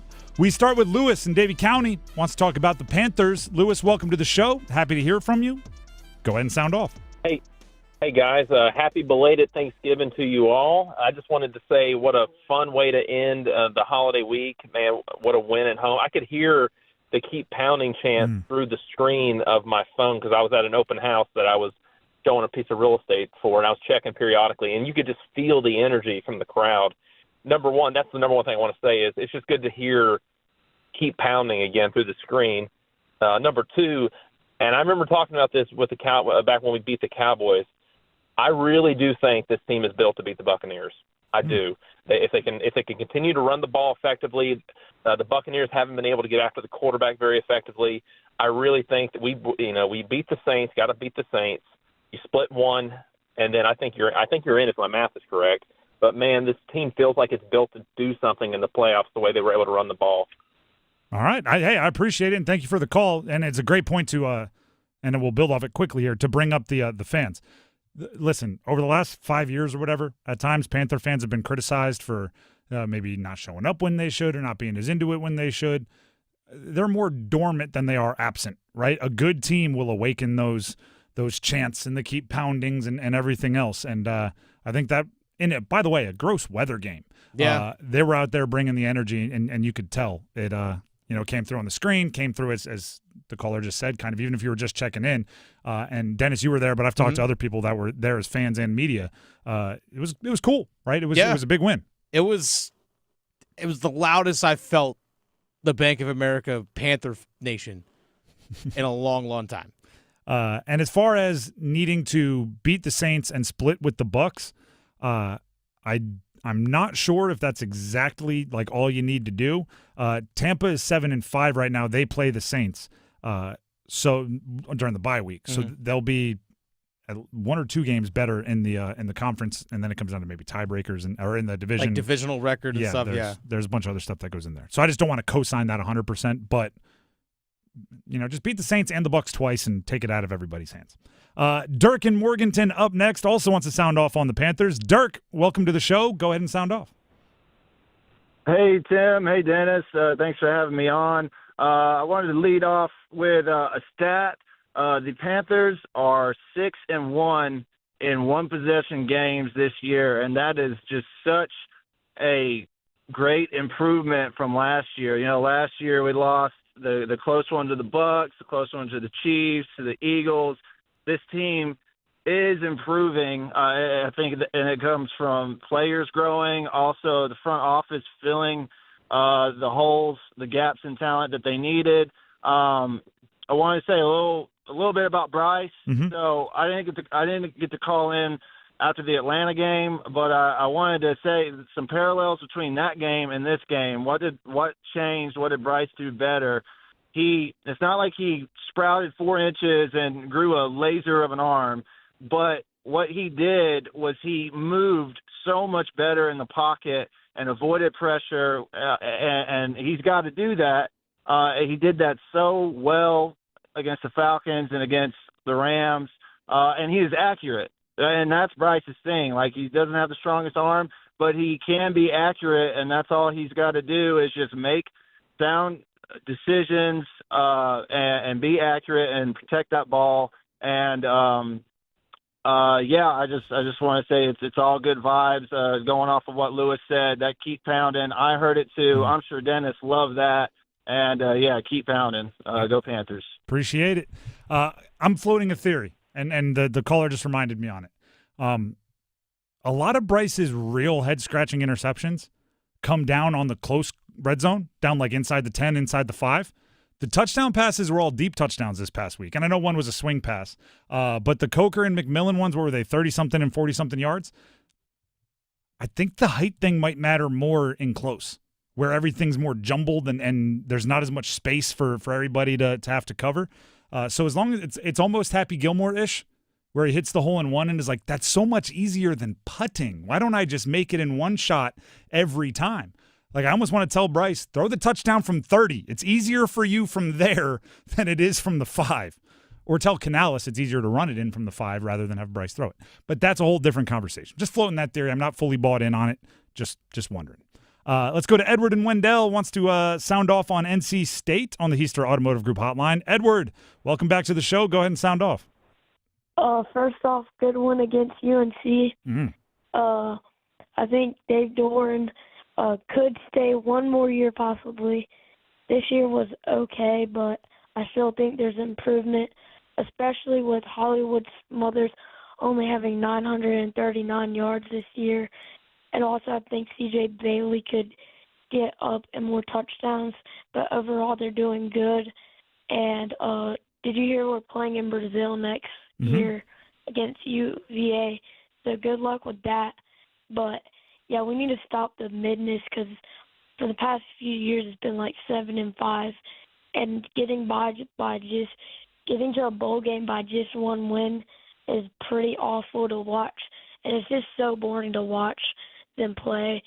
And I think if something should change next year, if it doesn't happen, they should just fire Dave Doeren. But I think this year is a build-up for next year. All right, Edward. I appreciate it. Always like you calling in. Love your passion. Getting kind of ahead of it, right? Already talking fire for next year. There's a few things I want to point out. One, Will Wilson, the backup quarterback, the youngster, has 9 rushing touchdowns to lead the team. Bailey doesn't have enough touchdowns. Hollywood Smothers this. I think both of them would have severely different kind of statistical seasons if those enclosed touchdowns went to either Smothers or Bailey. So, there's some things that maybe on the surface don't look as good as maybe they actually are. But thank you for the call, Edward. As always, we really appreciate it. And one more thing here. I think bringing back Dave Doeren gives you a much better chance at bringing back C.J. Bailey and Hollywood Smothers. Not saying they're considering leaving or anything, but you just have to, you got to think modern football, really good players on teams that don't compete in the CFP aren't a guarantee to return. And I do think Dave Doeren has special relationships with his players. I think, he's a guy that the loyalty is obvious. Gray in Raleigh next up on the Heister Automotive Group hotline here on a Monday sound off. Wants to sound off on the Panthers, and we want to hear it. Gray, take it away. The floor is yours. Hey, Tim. Hope y'all had a good holiday. Really happy with the Panthers. Really happy with their win. I think it was good team football. I don't really want to talk too much about Bryce, but I'm curious what you think about the running back room right now. Might be getting a little ahead of the offseason and next season, but what we're looking at here is Chuba and Rico kind of bouncing back and forth on having a really good productive game and the other one not doing as much. With Rico, obviously he's been great, but the last couple games he's had fewer yards on his touches, and Chuba obviously had a great game on Sunday. We go into the offseason with Chuba with a couple years left on his deal, Rico, who becomes a free agent, and possibly bringing back Jonathan Brooks with ETN sitting back there as well. What do you think we do with the running back room? Do you think we kind of have a dual threat with Chuba and Rico like we used to with D'Angelo Williams and Jonathan Stewart? Or do you think Rico would want to stay when he might not be running back number one with Brooks possibly coming in? What do you think on that? I'll answer it. Appreciate the call. I think you might be getting a little early on that. Like there's still a lot of football left to be played. And I'm, as I say often, I am big on gathering all of the information before I make decisions, right? It's very, very, very unlikely you sign Rico Dowdle to any kind of an extension before the end of the season, right? So you might as well see the production, right? See how he plays, see how he bounces back. He hasn't had as good of a game as he had in, obviously at the peak of his powers a handful of weeks ago. But he's still really good. And I hate being boring, but I think this, that's my job is literally to be entertaining. But I think I'm going to give you the boring answer of depends what the price is. Like if Rico Dowdle, if his agent is asking for big money, which maybe he will, right? He's 25 years old. This is probably his last bite at the apple. He's coming off a season where he's put together some impressive highlights. If they're asking for the moon and the stars, I think you got to let him walk. If they're asking for something reasonable, I'll entertain it. But if there's one thing that it shows, right? Chuba Hubbard, when healthy, steps in, plays well. Rico Dowdle, when healthy, steps in, plays fantastic. Maybe it's not the running backs. Maybe that's why across the NFL, running backs aren't really getting paid unless they are true 3 down, can catch, can block, can do everything backs. Like if you're Bijan Robinson, if you're Christian McCaffrey, if you're Jahmyr Gibbs, that's one thing. But if you're these guys, mostly get it done between the tackles, mostly, maybe there's a Kyle Monangai who's got a couple of 100-yard games for the Bears as a rookie 7th-round pick out there that can fill one of those 2 roles for a fraction of the price. You gotta keep your mind open to everything.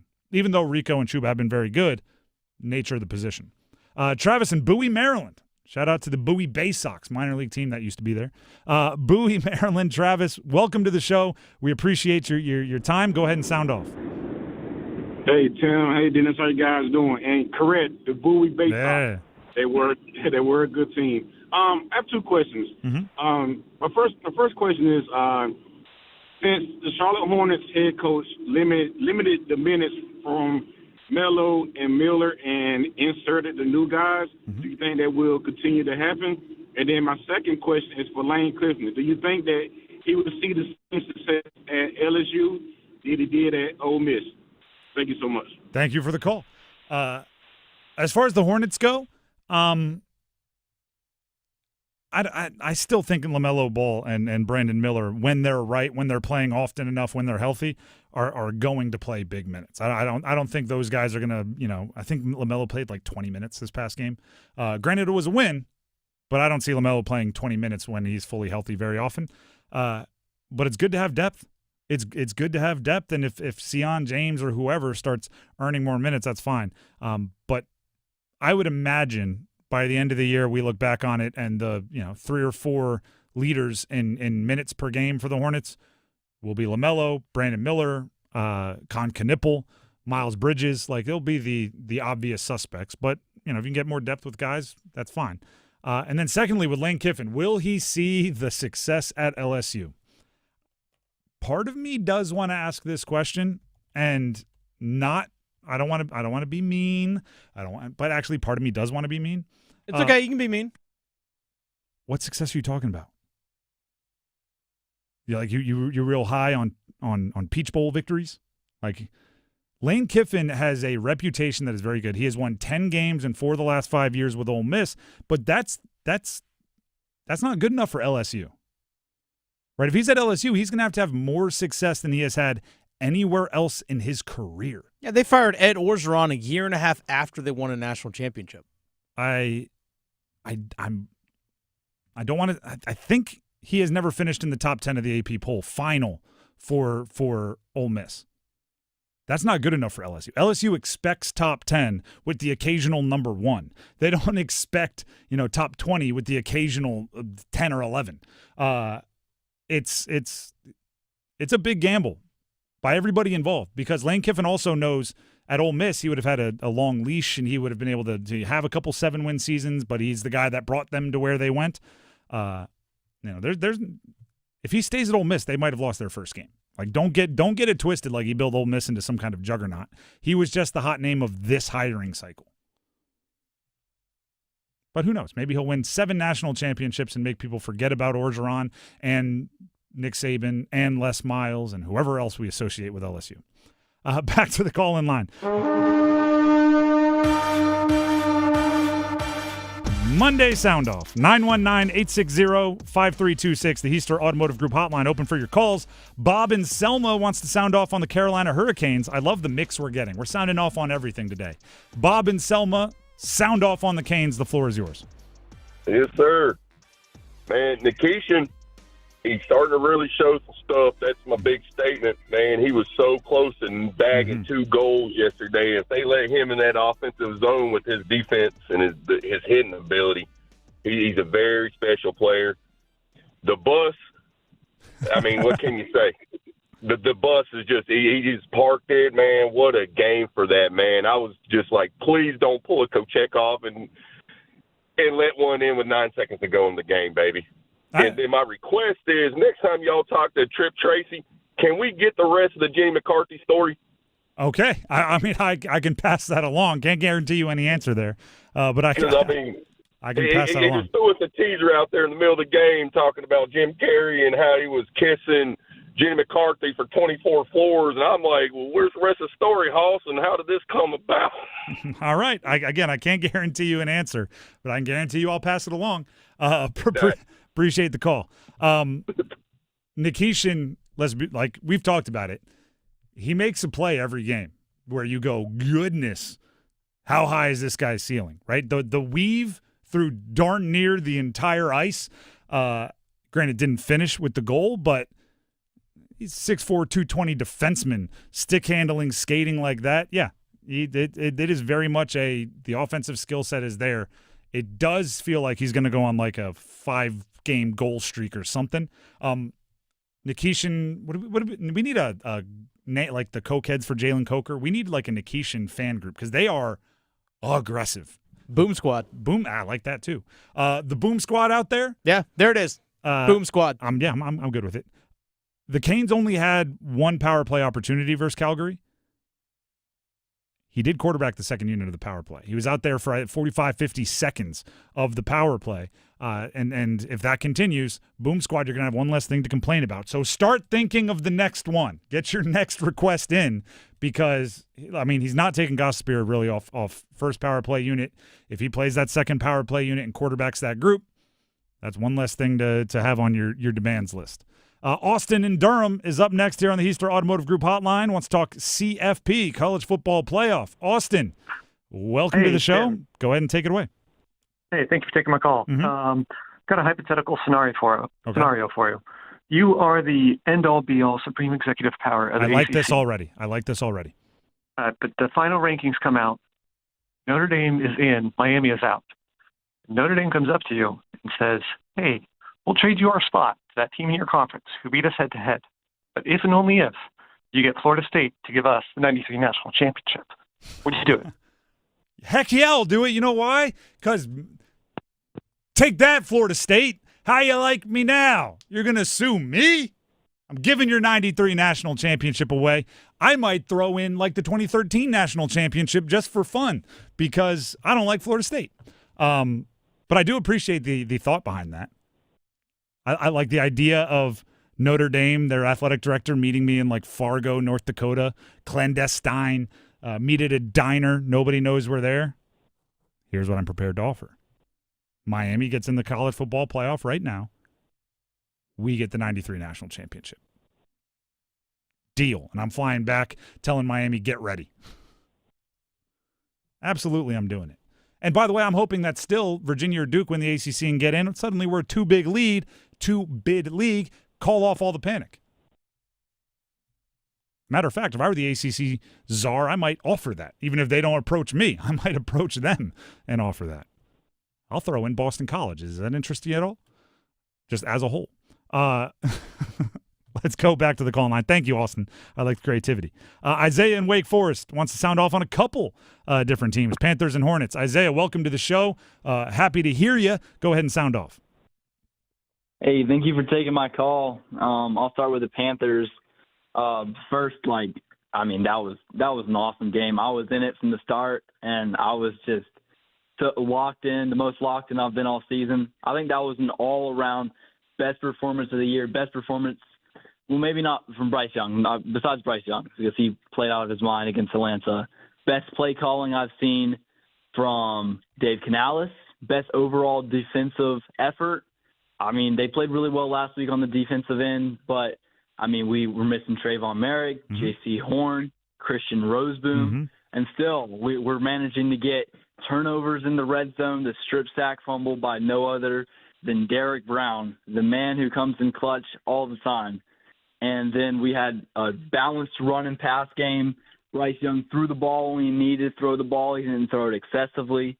And I'm so happy with that win. I'm glad we have a bye. I could not be more thankful for this bye. Hopefully we'll get Roseboom and Horn and Sherloose back. And hopefully we can beat the Saints and then the Falcons, or not the Falcons, my bad, the Buccaneers. I think we have to at least win the division games. I could see us losing the Seattle game and still making the playoffs. And then with the Hornets, I was going to say something about the Hornets. Yeah, go ahead. Go quick. Audible real quick. No idea what's going on with the rest of the NFL. The Colts have fallen flat on their faces. I'm so confused what happened with them. All right, that's it. Thank you. Appreciate it. I do know what, bringing up, this may not have been Bryce's best game or the defense was dealing with this. Maybe outside of Mike Jackson, although Mike Jackson got a few times. I don't know if this was any individual's best game. It was the best team game. Derek Brown had a game earlier this year with 2 sacks, 3 passes defense, 7 tackles. Bryce Young had a game where he threw for 448. Tedero McMillan had a game with 2 touchdowns and 130. The running game had better games. The defense held other teams to lower point totals. I don't know if this was anyone's best game. It was the team's best game, which there's probably some coaching lecture in there about, pretty sure there's a sermon in that. One for all for one, 3 Musketeers stuff. All right, we're going to rip through these real quick because we have 3 more I want to get to. Isaiah in Wake Forest just got off air, so we have 2 more, actually. Linda in Roanoke. Linda, you want to sound off on the Canes and Seth Jarvis? We want to hear it. You're a big friend of the show, so I know you'll understand. If you could do it a little bit quicker than usual, we'd appreciate it. Okay, yes, Seth, he's my guy. I couldn't believe it. That was wonderful. Even if that wasn't official hat trick, it's official as far as I'm concerned. Me too, by the way. And that I call it a that game last night, oh my God, I'm listening. It's 20 minutes, 40 minutes, 60 minutes, no score, and then Nikishin comes through. What a wonderful finish. Linda, we're a big fan of you, and I know you're a big fan of Seth Jarvis, so I knew you were going to enjoy that one. We appreciate the call. Call back in every week, as far as I'm concerned. That's Linda. Thank you. There you go. You're very welcome. She's a big Seth Jarvis fan. She loves Jarvis. It was definitely a good night for Seth Jarvis fans and Canes fans everywhere when they played. Great Hattie. Corey in Raleigh is up next, wants to sound off on Lane Kiffin. This will be the last call, Corey, so end it well. Go ahead and sound off. Yeah, man, it reminds me of us in everyday life that when an opportunity presents itself and a door opens, I've got to make hard decisions on whether or not I'm going to leave this company that I've helped build, that loves me, that I built relationships with.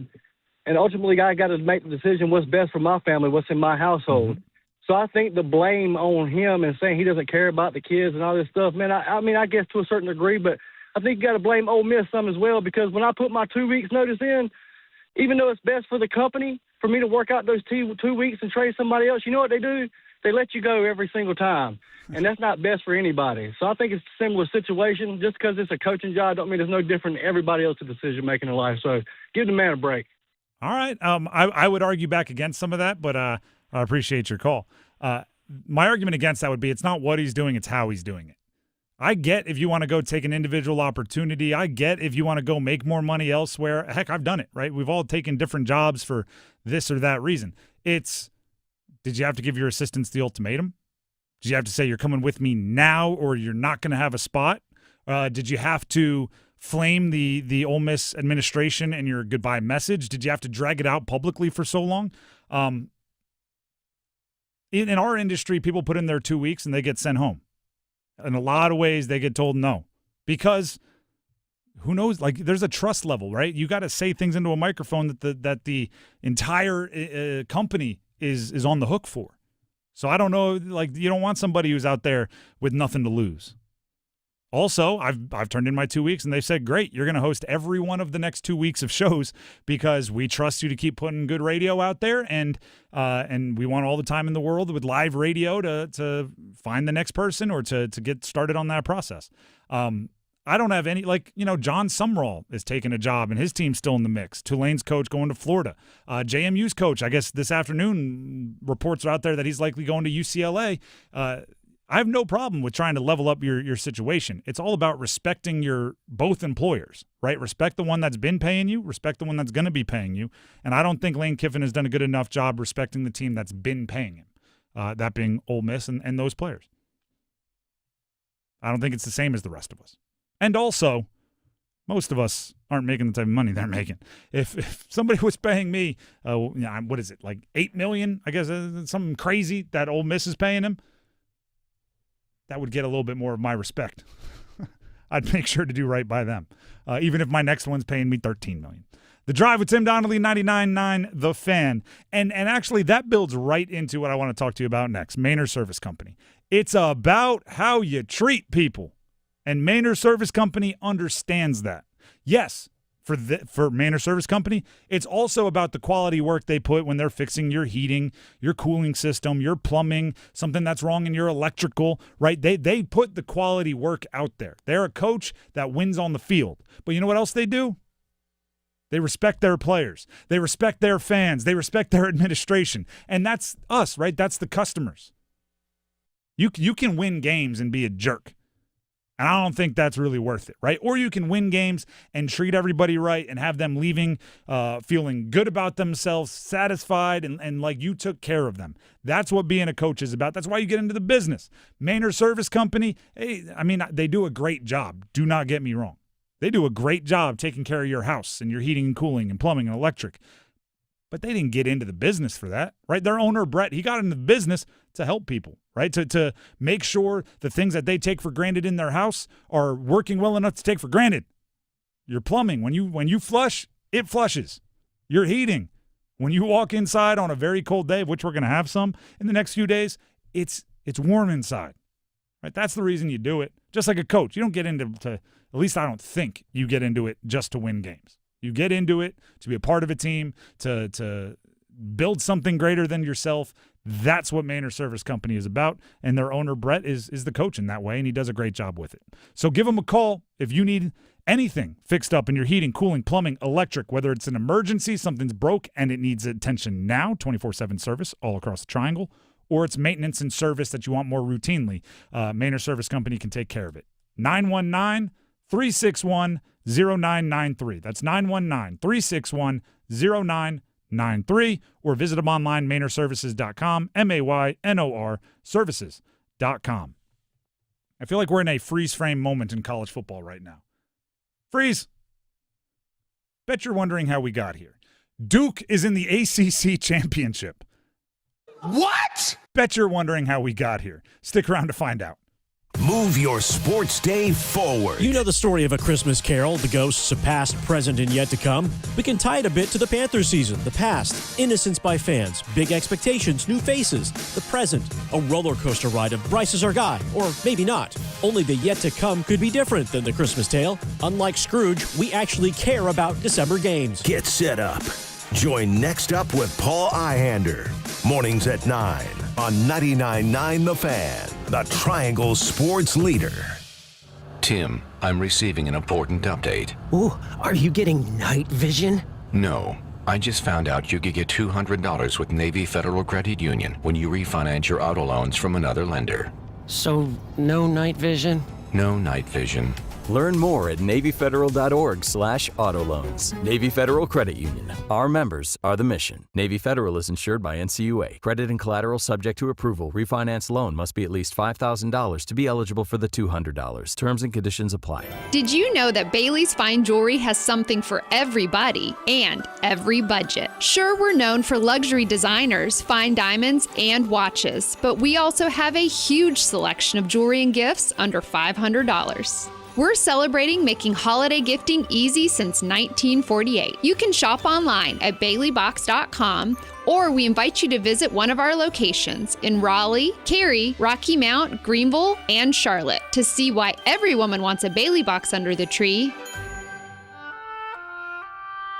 Now, let's take a short break from our 8-hour ode to the oboe for a word from our sponsor, Mr. First Tuesday. Get your scratch-offs on the very first Tuesday. Looks like we've got a caller on the line. How are you not more excited about new scratch-offs? There's millions in prizes. Who is this? Oh, this is Mr. First Tuesday. And by the way, it goes, get your scratch-offs on the very first Tuesday. Must be 18 to play. Problem Gambling Helpline, 877-718-5543. Actual price will depend on product and subscription plan. Featured products are compounded drug products, which the FDA does not approve or verify for safety, effectiveness, or quality. Prescription products require an online consultation with a healthcare provider who will determine if appropriate. See website for details, restrictions, and important safety information. Want to boost in and out of the bedroom? Hims has you covered. Introducing a new 2-in-1 approach to level up your game. Tadalafil for better bedroom performance and zinc for testosterone support. Turn things all the way up and find affordable treatment options at up to 95% less than brand names at hims.com/joy. That's hims.com/joy. We know you're hot to see a Carolina Hurricanes game in person. Visit 999thefan.com or fire up the Fan app and enter to win a pair of tickets and parking for the Canes-Columbus game on December 9th. Check out our Hurricanes hot ticket giveaway at 999thefan.com. And here is Mensah, the shotgun snap. Give it to Shepard through the left side, 10. Cuts inside at the 5, and he's into the end zone. Touchdown! Nate Shepard takes it home, and they answer quickly.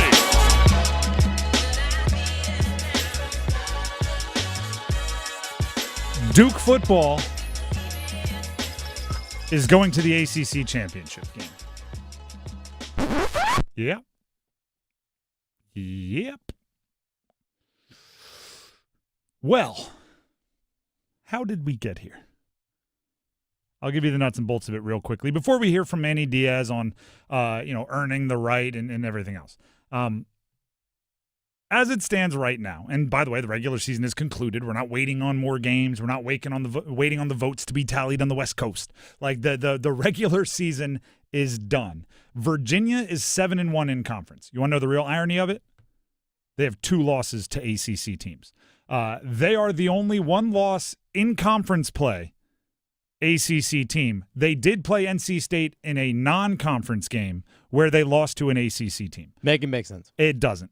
Then there are 1, 2, 3, 4, 5 teams tied at 6-2 in conference. And for those of you wondering, yes, conference play is all that matters as far as who makes the ACC championship. 5 teams tied in second. One might argue it should be including Virginia, but that's neither here nor there. 5 teams tied. How did they decide? Well, I can tell you this. They had to go to the 5th tiebreaker. The first tiebreaker, combined head-to-head win percentage among the teams among the tied teams. If all tied teams are only using common opponents. Next, if all tied teams are not common opponents, the tied team that defeated each of the other tied teams. I don't even understand all of this. There's an A, a B, a C, and a D that apparently none of them ended up finishing the tiebreaker. The final one that eventually settled it, combined win percentage of conference opponents. So Duke advanced because the combined win percentage of their conference opponents was the highest of the 5 teams tied in second. They go to the ACC championship. Now, part of me says it's messed up. Not because I think Duke is undeserving, but because in a conference, there needs to be more overlap. I think I saw Miami and Duke, two of the teams with 2 losses in conference, played 2 common opponents. How do you, part of being in a conference, is you play everybody so you get a really good feel for who the best are. You play 2 common opponents. How do you decide? You got to go, the next of a next, right? Duke beat so-and-so, who lost to so-and-so, who Miami beat, and what are we doing here? Manny Diaz on Sunday, that's yesterday, spoke to the media, and he talked about earning the right to be in the ACC title game, which I don't disagree with him on, but he explained this way. And we see this every year, and it's so silly. Records have a lot to do with schedules, right? We have 5 losses. We wish we'd have played better in those games. We've lost to 2 10-win teams, 2 9-win teams, and an 8-win team. We've gone on the road. 2 of our losses were 1-score games on the road to a group of 5 school, to, again, a 9-win and a 10-win group of 5 school. And if this is the issue, that'll just never happen again. And so the whole argument of should a group of 5 conference be in the playoff at the ACC's expense, well, you can forget about ever booking a home-and-home game, right, and encouraging teams to go play good competition at home and away. Because we could have just scheduled better and had 9 wins, and that would have been very difficult. If we'd have played last year's schedule, we would have had this would be a 9-win team. And it's very similar to me what I heard Sark mention, whether Texas deserves to be in or not. But what's the point of playing Ohio State if people are saying a 3-loss team shouldn't be in the playoff? Let's just all schedule wins at a conference, especially now that we're going to 9 conference games. So, like I said, we've had a schedule that has challenged us. We've had a schedule that I think has made us that has improved us as the year has gone on. But we have played, and I think that's part of why we're in this game, is because of just who we played in the league and who we've played out of the league has been difficult. I agree with a lot of what he's saying. What we have to decide is this.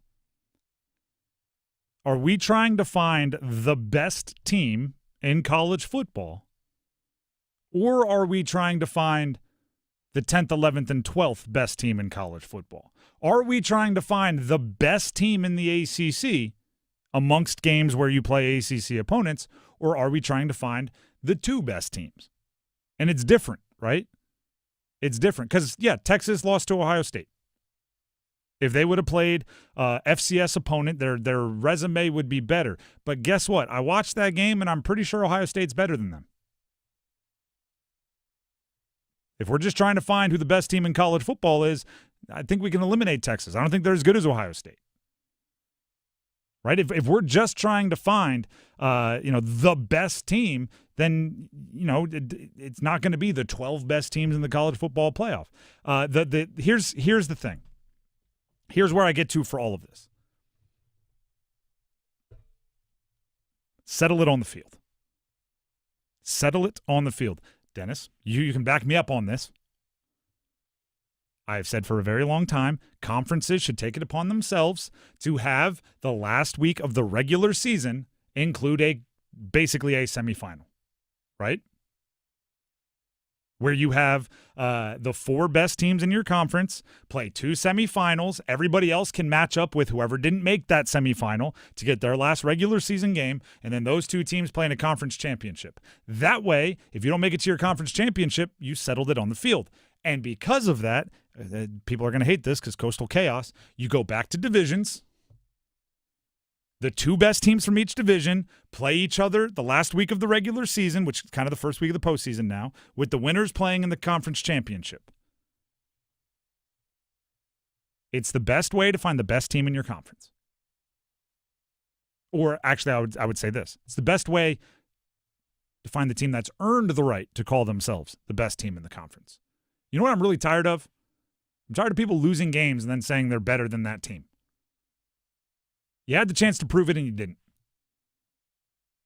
I'm really tired of, this team wins more games against better teams. They lose less often, but that team is better because they're bigger, taller, faster, stronger. That's not the point of all of this. The point of all of this is not to be favored by Vegas. The point of all of this is to win games. Now, in conference play, Duke did that as well as anyone not named Virginia. They get a tiebreaker out of it. I don't know if there's a better tiebreaker, by the way. If teams for a spot are settled, I don't know what you do there. When you're already deciding by records and not by eye test and all that. I don't want a committee involved. I know that much. The Drive with Tim Donnelly, 99.9 The Fan. Congratulations to Duke, though. Go beat UVA. Put everybody else in a pretzel. Right? If they beat UVA, the committee's in a pretzel.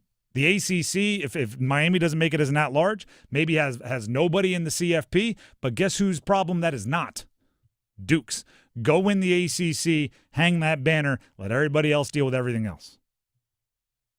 We have the starting five coming up, but before we get to that, Dennis Cox has something he'd like to tell you. I do. Dennis Cox here, real quick for Loan Pronto. Folks, what if you could pull up to $500,000 in cash out of your home equity and drop your mortgage rate to 4.99% APR? Right now, Loan Pronto, they got the lowest rates in 3 years. With Loan Pronto's Rapid Equity Loan, you can get your cash in as little as 3 days. You can pay off all those high-interest credit cards and even skip your next 2 house payments.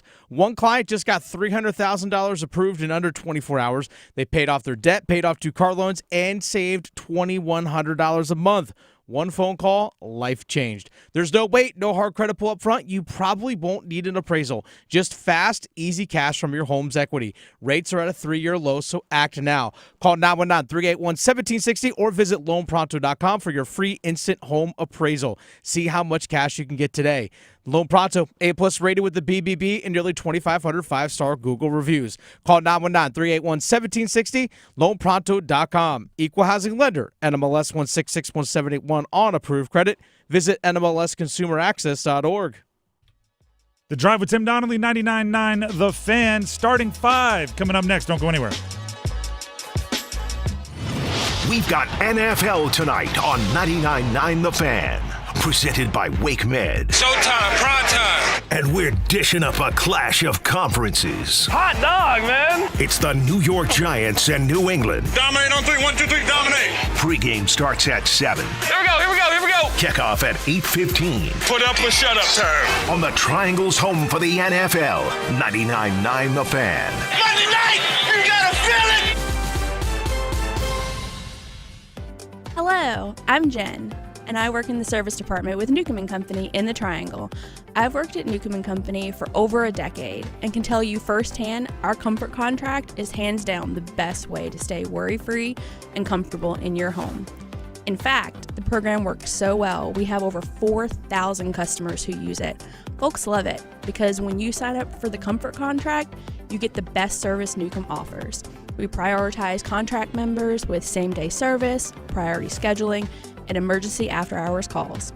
So there's no waiting when your system needs help. On top of that, Newcomb & Company is a proud independent Trane dealer. We back exceptional Trane products with our expert service, and we treat your home like it's our own. It's hard to stop a Trane, and it's hard to beat Newcomb & Company service.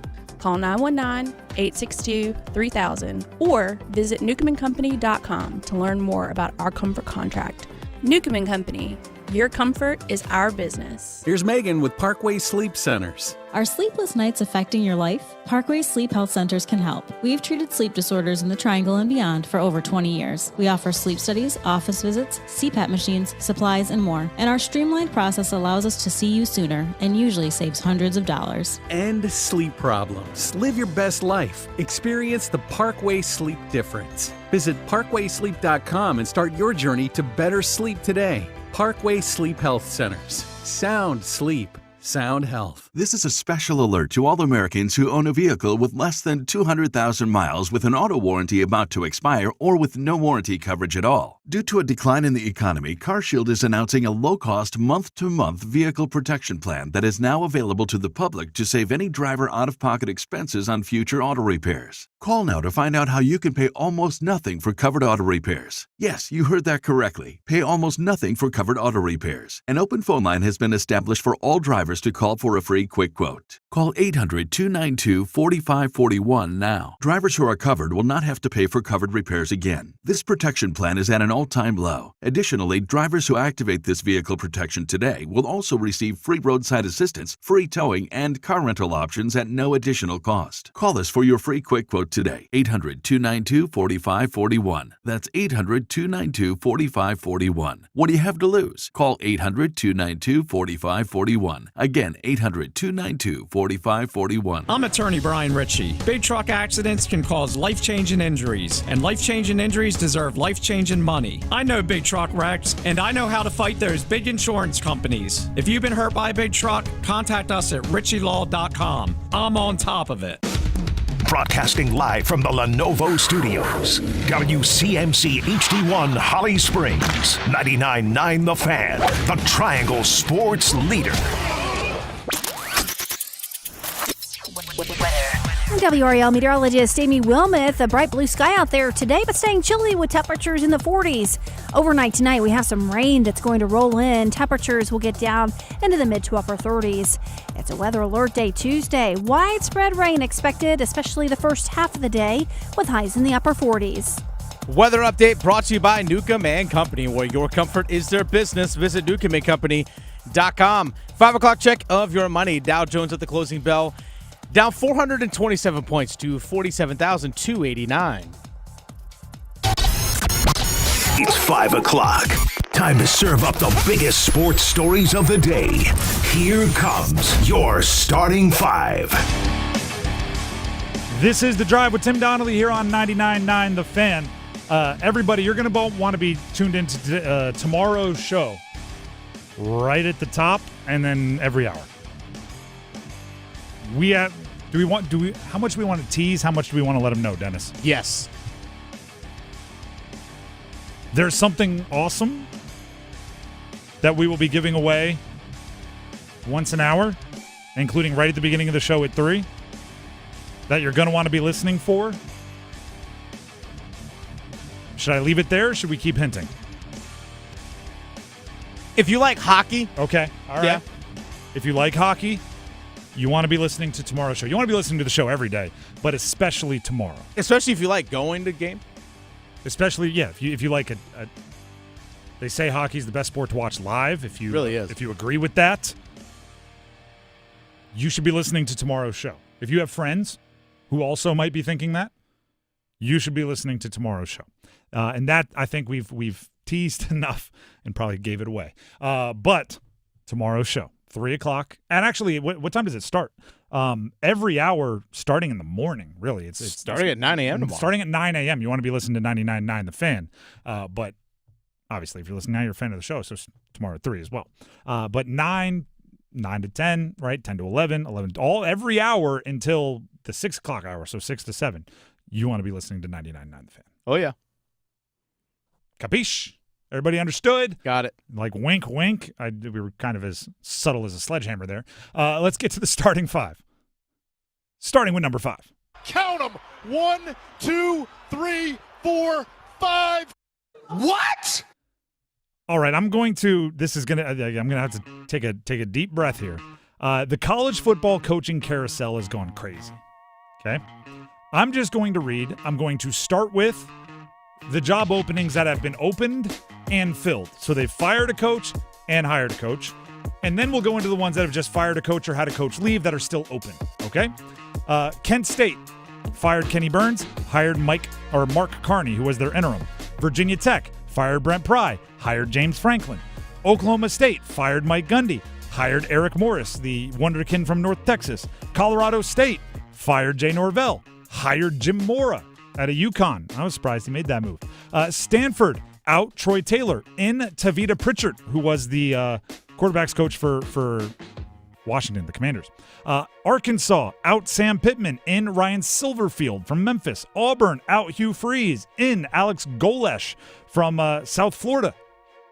Florida out Billy Napier, in John Summerall from Tulane. He's going to keep coaching for them as they try to make a college football playoff push. LSU out Brian Kelly, in Lane Kiffin. I'm sure you haven't heard anything about that one. Ole Miss out Lane Kiffin, in Pete Golding, promoted from defensive coordinator. UCLA out Deshaun Foster, in expected Bob Chesney, the JMU coach. That one broke earlier today. UAB out Trent Dilfer. These are the ones that are just out, haven't been filled yet. Oregon State out Trent Bray. Penn State out James Franklin. Cal out Justin Wilcox. And then they won a huge game to shake up the ACC against SMU. North Texas out Eric Morris. UConn out Jim Mora. Memphis out Ryan Silverfield. South Florida out Alex Golesh. Tulane out John Summerall. Coastal Carolina NC State fans will remember this name. Out, Tim Beck. Michigan State, out, Jonathan Smith, although they are expected to be highly close to hiring Pat Fitzgerald, the old Northwestern coach, but that one's not finished yet. Kentucky, out, Mark Stoops, and gave him darn near $40 million to leave. James Madison, out, Bob Chesney. I want to remind everybody that the regular season ended 2 days ago. Yeah. Bowl games still going on. College football playoff. Like, there's a chance. If Duke beats UVA and Tulane and JMU both make it, which is a possibility, I don't think, we can make arguments that it won't happen, but it could. If that happens, 3 teams could be in the college football playoff with either coaches that are lame duck coaching and have already taken a job elsewhere or took another job and left, like Lane Kiffin. 3 of the 12. So, yeah, the teams that are bad are firing coaches. Teams that are good are also losing coaches to kind of the coaching transfer portal. You also think about it as well, was 6 out of 16 SEC schools, new head coaches, and a lot of these coaches that are filling these jobs, like you mentioned, are all coming out of the American Athletic Conference, or the American Conference, I should say. Tulane, Memphis, you have North Texas. Yep. You're getting a lot of these coaches that are getting hired away. I know Paul Ihander, the host of Next Up from 9 to 10 here. South Florida. South Florida coach. He mentioned this morning, I said, if you're East Carolina, Blake Harrell, who just had a really good season, you better make sure that guy's sticking around. Make sure he's sticking around is one option. The other is update your little black book on who you'd call if you need to. There's that too. Like, or even talk to Blake Harrell. Like, hey, listen, because that's the thing. Like, the difference between Lane Kiffin leaving and like maybe a John Sumrall leaving or some of these other guys, I think is just honest communication. Like, go to Blake Harrell and say, hey, listen, we're going to give you every bit of resources we possibly can to go on a run, to win the conference and get that CFP. But if history tells us anything, if a group of 5 team makes a CFP run, their door is going to be knocked on by some very deep-pocketed individuals. Be honest with us, right? If that's the case, you're probably going to bounce. Let's plan it out, right? You know, it's a story that is, I don't even know if it's true. It's myth of some kind.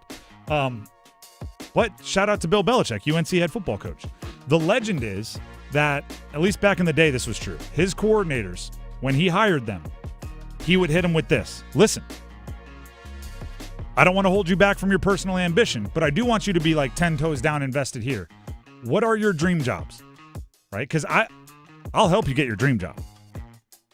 Right? Give me the list.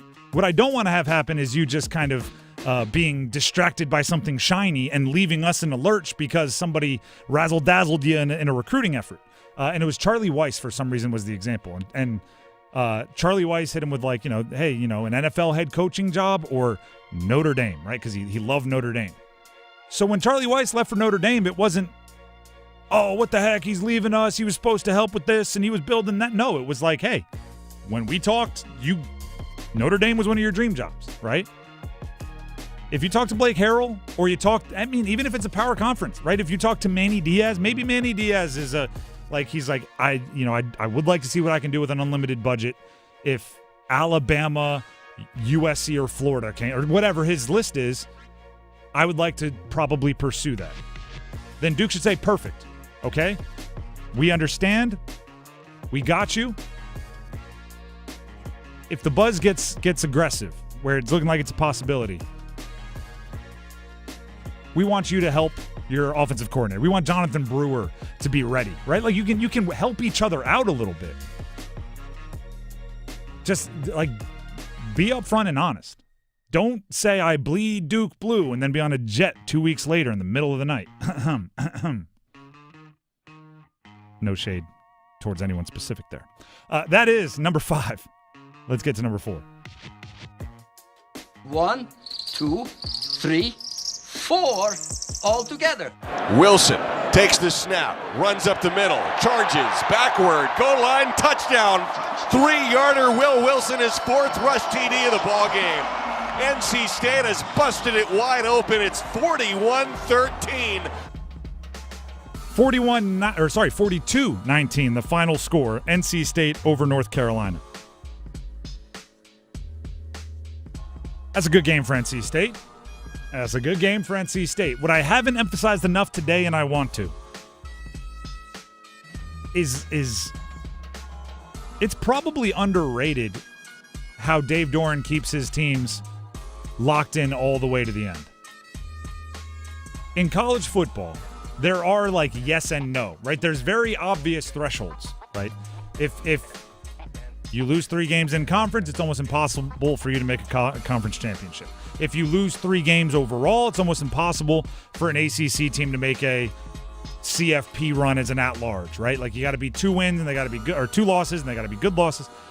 And there is definitely an inclination for some teams, as soon as one of those thresholds is obvious you're not going to cross, teams bail, right?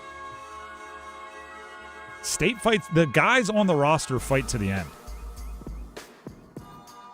Their defense improved a ton in the last month of the season. Now, part of that is who they played, but 11 points against Florida State and 19 against North Carolina in the last 2 games of the year, that would have been a good 1-game total combined for them earlier in the season. Right? Hey, the 30 points allowed for them? If you told the offense at points in time in the season, you scored 31, you win the game, they'd be like, cool, we'll take it. They held them to 30 over 2 games. I don't care who. And by the way, Florida State has some talent on offense. UNC, not as much, but Jordan Shipp is good. That is rare in college football. And I think that's part of the reason why Dave Doeren got the vote of approval for next year being the head coach at State so publicly, so quickly. Like, C.J. Bailey is good, and he was wildly efficient, and he ran the ball well. And Hollywood Smothers is good, and he didn't have his best day, but we know what he can do when things are going well. And that wide receiver room is talented, and on and on and on and on. But the defensive improvement is not to be overlooked. And then, yeah, it probably did feel good to put up 42 points on a Bill Belichick defense. It probably did feel good to be able to, right? I'll ask you this, Dennis, because I asked this. By the way, check out the Pack Therapy podcast. Available everywhere podcasts can be found. I co-host it with Mike Glennon, former NC State quarterback. We recorded an episode today. I don't know if it's posted yet, but it will be out soon if not. Do you think Dave Doeren, because like the way I equated it, we came up on this conversation on the pod. Like I know play-by-play guys like to act as if like that awesome game-winning call was completely spur of the moment. But in, their prep, they're thinking like, do you believe in miracles? Yes. This one is going to do it. Right? They've got an idea. It's not completely spur of the moment. I think that's similar for Dave Doeren's little comments and stuff after beating UNC. I don't think he has it all planned out, but he knows the talking points, right? He's got bullet points. Oh, yeah. 8 of 10 out of the last 10 feels pretty good, right? Like he's got all the numbers and he's got everything added up. And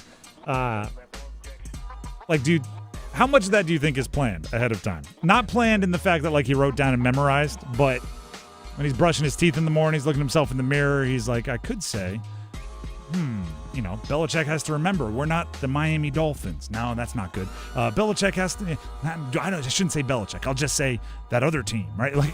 How much of it is planned? I don't know how much is planned, but you know it for a reason because you can reference it at any moment. And I think that's the thing is like, oh yeah, that. Oh, you want to know more? I got more for you. So I don't know how much necessarily is planned. But I think it's in hey, you know what? I'm not going to be afraid to say this. Mm-hmm. And as I say all the time, to the victor goes the spoils, right? The winners write history. State gets to write the history of this one. Credit to Dave Doeren. I think the knocks on Doeren are obvious, right? 13, 14 years, no 10-win seasons. But maybe he's proof that you don't have to win 10 games if you win the right games. That's number 4. Let's get to number 3.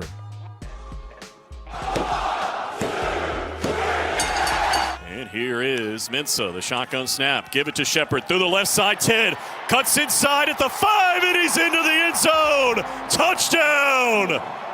Nate Shepard takes it home, and they answer quickly. Duke's going to the ACC championship game. I touched on this during the end of our Duke segment earlier. I want to hit it with a bit more time.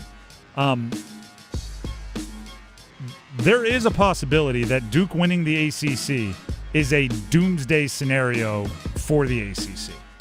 Because right now, Tulane and JMU are both higher ranked than Duke, or perceived to be higher ranked than Duke. So, if Duke beats UVA, Tulane wins their conference, JMU wins their conference, the stupid caveat, I say stupid kind of tongue-in-cheek, that the way the CFP automatic conference winner bids are written, it's not written the Big Ten, the SEC, the Big 12, the ACC champions get in, plus the highest-ranked champion from the group of 5. It's just written that the 5 highest-ranked conference champions are automatically included in the CFP. We've always treated it like it's the Power Conference 4 and the highest-ranked group of 5 because we couldn't envision a scenario where there would be 2 higher-ranked group of 5 conference champions higher ranked than a Power Conference champion. If Duke wins and the win over Virginia isn't aesthetically pleasing enough to jump Tulane and JMU and Tulane both win, the ACC would not be guaranteed any entrance into the CFP. Miami could still make it as an at-large, but that's a whole other conversation. I say all of that to say this. From Duke's perspective, who cares? I truly believe that every team in college football should start their season with one highly talked about goal: win your conference championship. That's where you're aiming, that's where you're going, and if you do that, then you look towards the next, right? Then you look towards CFP or national championship or whatever. But put pride in winning your conference and then let the rest fall where it may. Everybody can realistically win their conference championship. I don't know if everybody can realistically win a national championship, but everybody can catch the right day and win a conference championship. Duke, go win the ACC. And if the CFP committee doesn't put the ACC champion in the CFP, let's raise fiery heck, right? Let's go nuts. But who cares if you're Duke? One game at a time, 1-0 this week, all those stupid cliches are cliches for a reason. Go win this one. Let the ACC worry about the rest. And speaking of acting like it's off the cuff, but you had it planned all along, Jim Phillips, ACC commissioner, get with a speechwriter. Be ready to roll if Duke wins and they don't make the CFP. I want you to go on whatever's your favorite sports show. We'll give you this microphone for 20 minutes, and we'll have the bleep sound ready. I want you ready to roll. I'm talking cutting promos here. Yes. I'm talking wrestling style. Yeah. I will write that for him. I said speechwriter. I actually go talk to The Rock. I sent you to the wrong place. Go get a stand-up comedian or something. Somebody that's just going to let you twist words into a way that will illuminate the ridiculousness of an ACC champion not being there. Now, maybe you don't have to use it, right? If you're Jim Phillips, maybe you do all this prep and UVA wins and they get in. Or maybe you do all this prep and Duke wins and they're included and Miami's included, in which case it's better to be prepared and not need it than not be prepared and need it, right? Duke's in the ACC championship game. They didn't put themselves there as far as choosing the tiebreakers. They didn't put themselves there as far as the committee or anything like that. They won the games and won the tiebreaker that was set in place long ago. Don't feel bad. Don't apologize. Go win. And then if you make the CFP, don't lose by 100. You know what I mean? Look like you belong. That's number 3. Let's get to number 2. Just the two of us. Ehlers gets it across, and he scores! In overtime, Nikolai Ehlers with the game winner from Taylor Hall.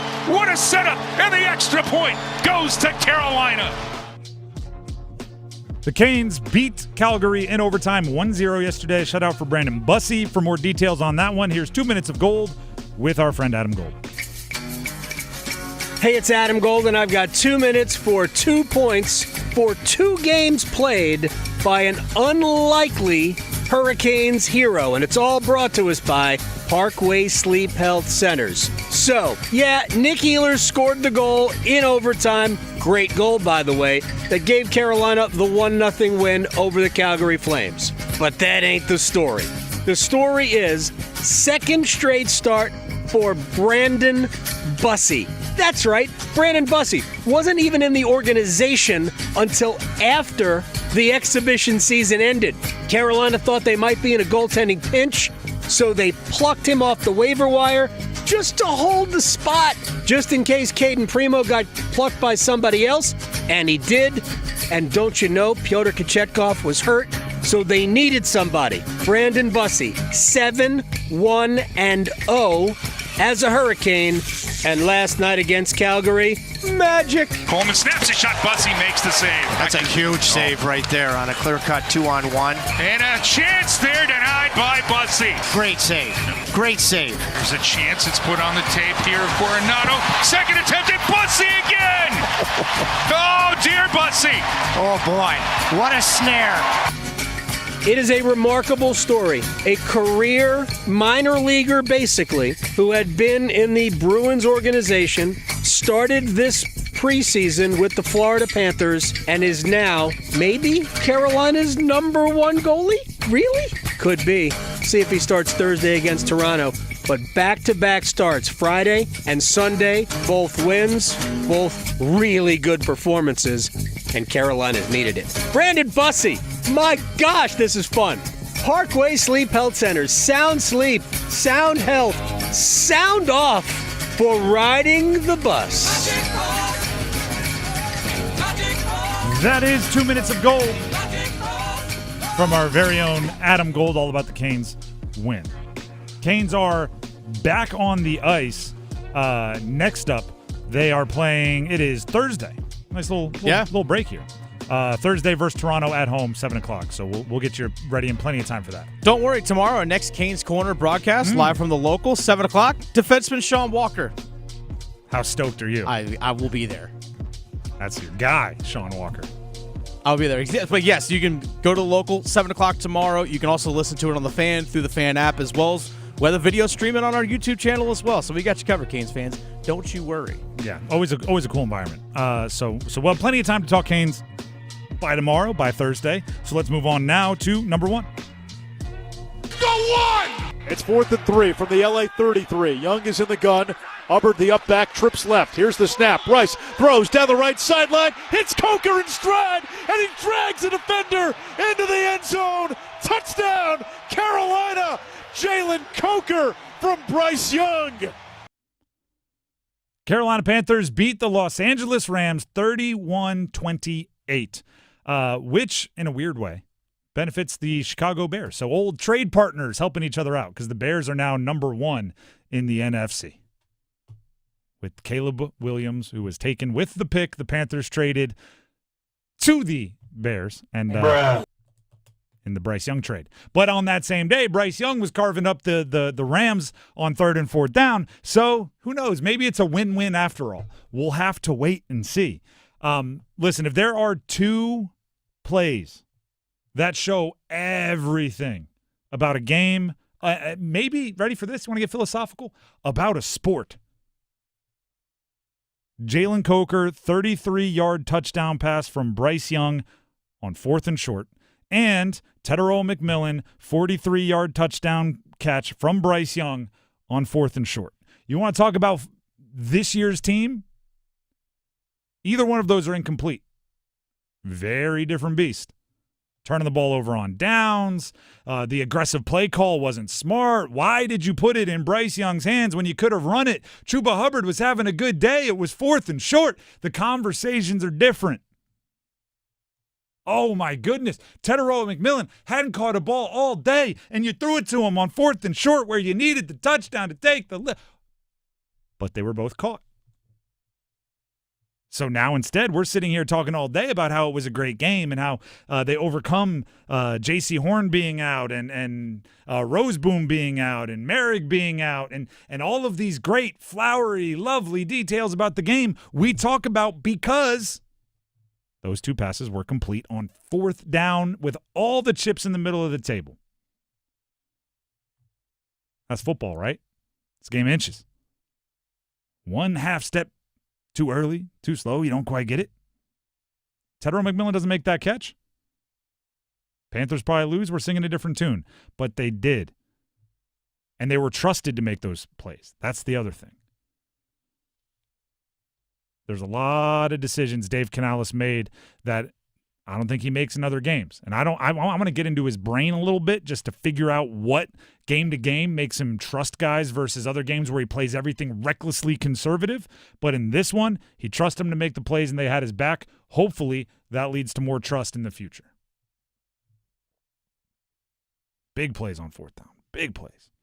The Drive with Tim Donnelly, 99.9 The Fan. We need some numbers game contestants. Right now, call 919-860-5326 for your chance to compete in the numbers game. And win a $30 gift card to Alpaca Chicken if you win. That's legendary flavor, hometown pride, Alpaca Chicken. We need 2 contestants for the numbers game, so call in now. 919-860-5326.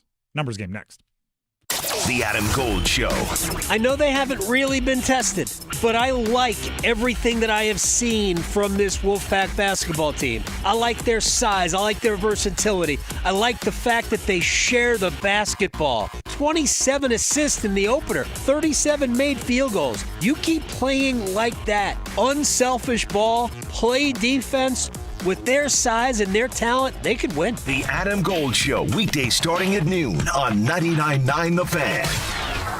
This is Gordon Miller from Miller Lending and Cary, the original home of the no closing cost mortgage. Back in 1987, after closing my first no-cost loan, I knew that one day it'd become the trademark of my future mortgage company. I'd been a loan officer for less than a year and began to notice this trend of homeowners chasing lower rates while paying upwards of $15,000 to $20,000 in closing costs, in some cases twice in a year. Imagine giving up $40,000 of equity when all you wanted was a lower payment. And as much as I hate to say it, it's still happening 38 years later. Now, had I been like everyone else, I would have simply charged the fees and moved on. But I couldn't. Think for a minute about how many times your bank reached out to offer a free rate reduction and waived your closing costs. At Miller Lending, we want to be your loan partner for life. So why not pick up the phone and say goodbye to closing costs forever? 919-447-3377, 919-447-3377, or simply apply online at millerlending.com. Miller Lending is an equal housing lender on MLS number 250-2146. It's bow time. 'Tis the season for food and family, but thanks to Bojangles, you don't have to spend hours in the kitchen when loved ones come home for the holidays. Set down the spatula and put away the mixing bowls, because this holiday season, Bojangles is ready to help you celebrate with all your family favorites like chicken supremes, Cajun filet biscuits, or a big bow box of hand-breaded chicken, scratch-made biscuits, and fixins for the whole family. We'll make the food so you can focus on making memories. Head to Bojangles and gift yourself a taste of home. It's bow time. If it's ho-ho-ho time, it's Bo-Bo-Bo time. Time to order a party-sized platter of that bodacious Bojangles flavor before your next holiday celebration. Choose a Bojangles Supremes platter and get 50 whole breast tenderloin fillets. Or go with a Bojangles dessert platter and get 2 dozen Bo-Berry biscuits, 2 dozen cinnamon twists, or 1 dozen of each. It's a platter full of Bo-liciousness. And don't forget to pick up Bojangles gift cards. Just the right gift for anyone on your list. Hurry, it's Bo time. Actual price will depend on product and subscription plan. Featured products are compounded drug products, which the FDA does not approve or verify for safety, effectiveness, or quality. Prescription products require an online consultation with a healthcare provider who will determine if appropriate. See website for details, restrictions, and important safety information. Want a boost in and out of the bedroom? Hims has you covered. Introducing a new 2-in-1 approach to level up your game. Tadalafil for better bedroom performance and zinc for testosterone support. Turn things all the way up and find affordable treatment options at up to 95% less than brand names at hims.com/joy. That's hims.com/joy.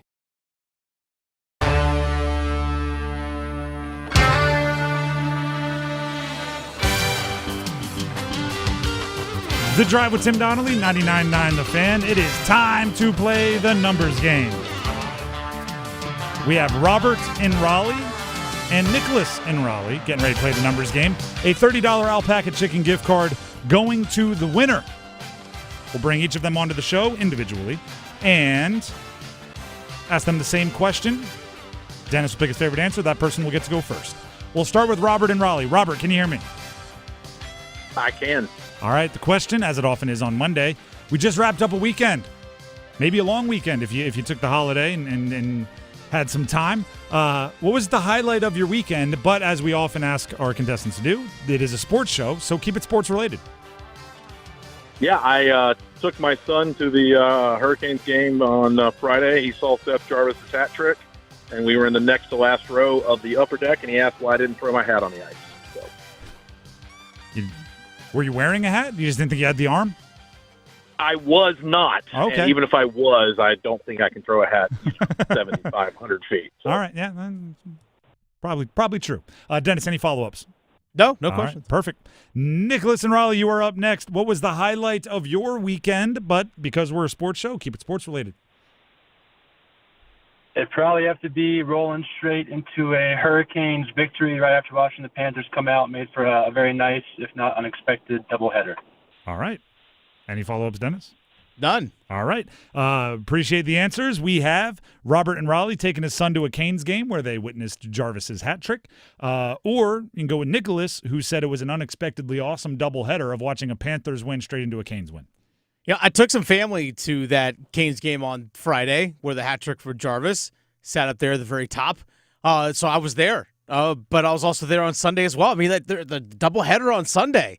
If you're a Canes fan and a Panthers fan, yesterday was tremendous for you. So I'm going to go with Nicholas on this one. All right. Like the doubleheader. Nicholas just trumped a Canes win with a Canes win and a Panthers win. It's math. I mean, it's a hat trick by Jarvis or it's a bussy shutout.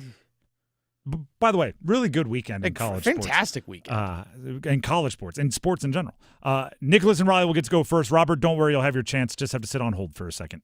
Nicholas, can you hear me? I can. All right. The categories that you get to choose from are NFL players with early December birthdays, NFL players that are past November players of the month. So they've won player of the month for the month of November specifically.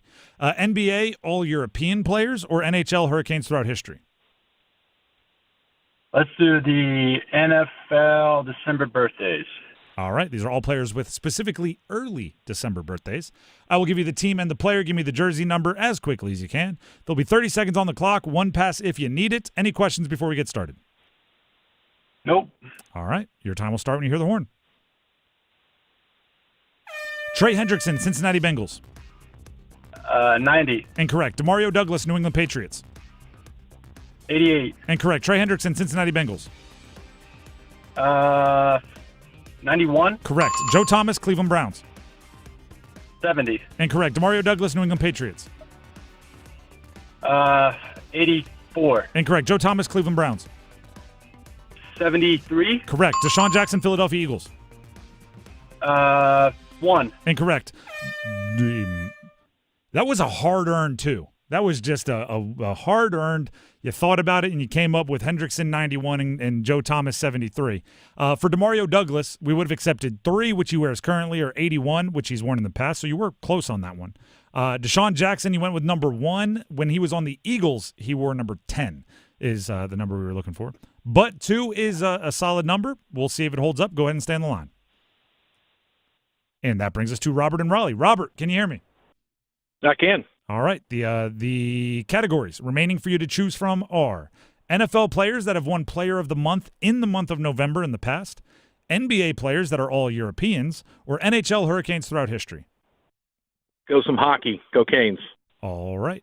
The way this works, I will give you the team and the player. Give me the jersey number as quickly as you can. In this category, I will say the team, even though we know the team in this category, just to keep it fair timing-wise with the other categories. You do need at least 3 for the win. Do you have any questions before we get started? Absolutely not. All right. Then if that's the case, you have no questions, your time will start when you hear the horn. Keandre Miller, Carolina Hurricanes. Oh, gosh, he's 19. Correct. Dominic Fensori, Carolina Hurricanes. 30. Incorrect. Calvin 30. DeHaan, Carolina Hurricanes.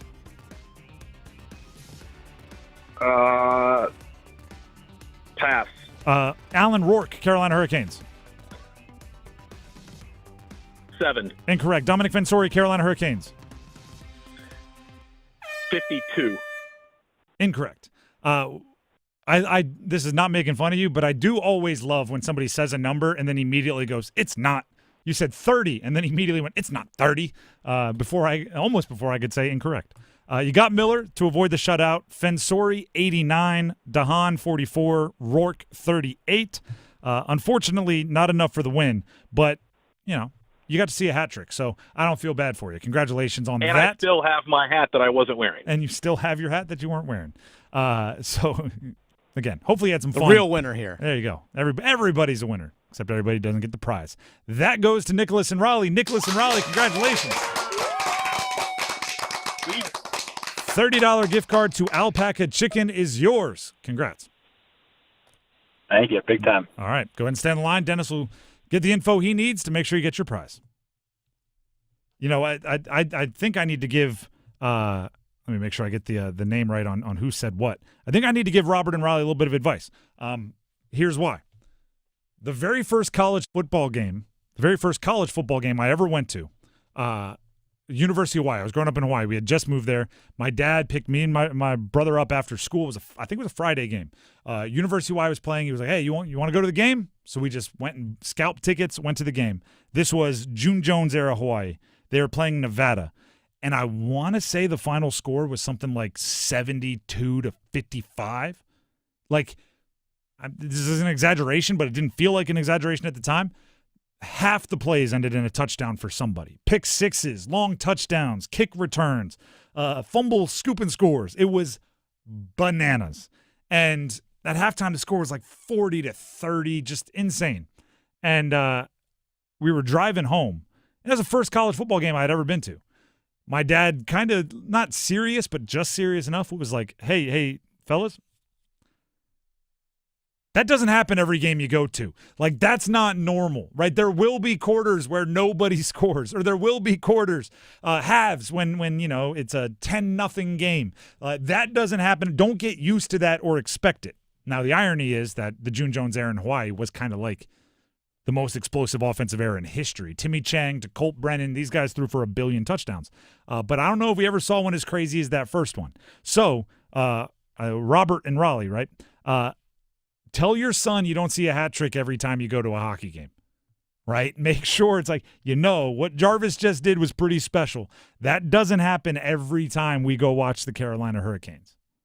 Matter of fact, that was first Hattie of the year. So, it's pretty rare.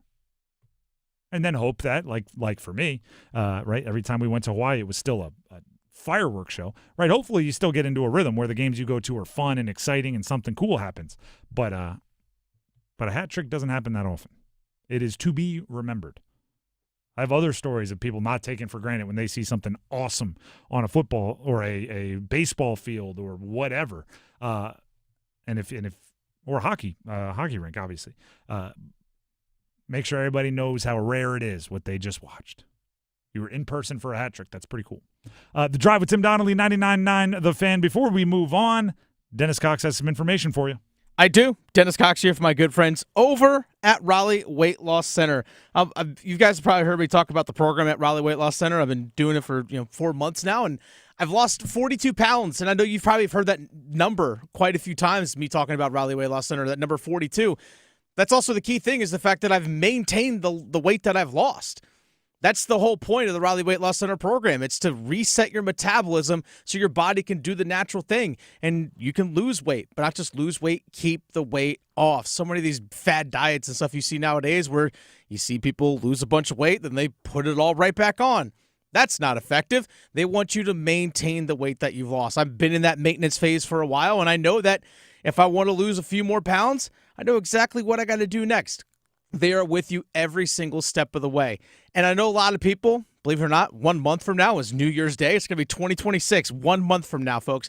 Put that in your calendars. 1 month from now, it's a new year. Everyone has that weight loss goal that they have for the new year. Why wait? Get started on it now. And that's why you got to give them a call. 919-897-7506, or Visit RaleighWeightLossCenter.com. Set up a free 15-minute phone call, and when you also decide to get into the program at Raleigh Weight Loss Center, mention the promo code LOSEIT, because starting now, today, December 1st, all the way through December 19th, they have a special promotion going on. Use the promo code LOSEIT. When you call in, save 20%. It's the lowest prices of year. It's their holiday sale. If you want to lose the weight, don't wait another month. Don't wait for the new year. Go ahead and get started on it now. Imagine starting 2026 already down like 5, 10, 15 pounds. Imagine that. Think about it. Go ahead and get started on that journey. And trust me, Raleigh Weight Loss Center, they totally understand holiday times. You're going to be eating some extra foods, things along those lines. They get it. Trust me, they understand. That's all part of the program as well. They know what the difficulties it's going to be during this time of year. They understand it. You can still get on that program right now. 919-897-7506 or visit RaleighWeightLossCenter.com. 919-897-7506. Set up that free 15-minute phone call and use the promo code LOSEIT to save 20%. Results may vary. The Drive with Tim Donnelly, 99.9 The Fan. Dave Doeren got the vote of confidence. He's back next year as the head coach of NC State. Why the announcement? What are the impacts of the announcement? And more questions like that coming up next. We've got NFL tonight on 99.9 The Fan. Presented by Wake Med. Showtime, prime time. And we're dishing up a clash of conferences. Hot dog, man. It's the New York Giants and New England. Dominate on 3, 1, 2, 3, dominate. Pregame starts at 7. Here we go. Kickoff at 8:15. Put up or shut up time. On the Triangle's home for the NFL, 99.9 The Fan. Monday night, you gotta feel it. Hey girl, haven't seen you downtown lately. Nope, sticking to our go-to places. You mean like Sharky's? Well, we love our Sharky's. Best wings and gumbo on the planet. But we never miss the $5 sangrias on Wednesdays at the new Salt and Lime, and Mexican pints on Thursdays for $3. You know, my boy loves the House of Hops. No better selection of craft beer in the state. Loves their specials, their food trucks, and you know I love my wine. They have a wonderful selection. And have I told you about our new takeout spot, Che Empanadas? It's right next to Sharky's. They have 20 different types of authentic Argentinian empanadas, and they are incredible, especially the breakfast ones. You gotta try it. Sounds perfect. And how awesome is it that they're so close to each other? Oh, it's perfect, all right. Give them a try. Che Empanadas, House of Hops, Salt and Lime, and Sharky's. Just a hop, skip, and a jump from each other off Durham Road, Glenwood, and Grove Barton. What if you could pull up to $500,000 in cash out of your home and drop your mortgage rate down to 4.99% APR? Hey, it's Dennis Cox. Right now at Loan Pronto, they've got the lowest rates in 3 years. With Loan Pronto's Rapid Equity Loan, you can get your cash in as little as 3 days. Pay off all those high-interest credit cards and even skip your next 2 house payments. One client just got $300,000 approved in under 24 hours, paid off their debt, paid off 2 car loans, and saved $2,100 a month. One call, life changed. There's no wait, no hard credit pull up front. You probably won't need an appraisal.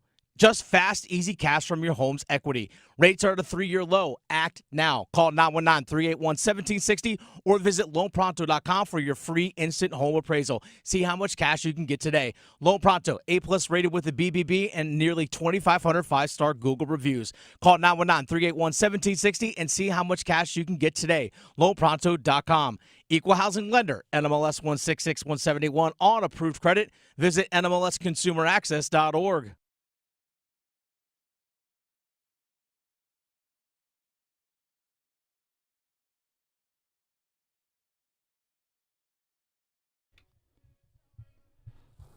The Drive with Tim Donnelly, 99.9 The Fan.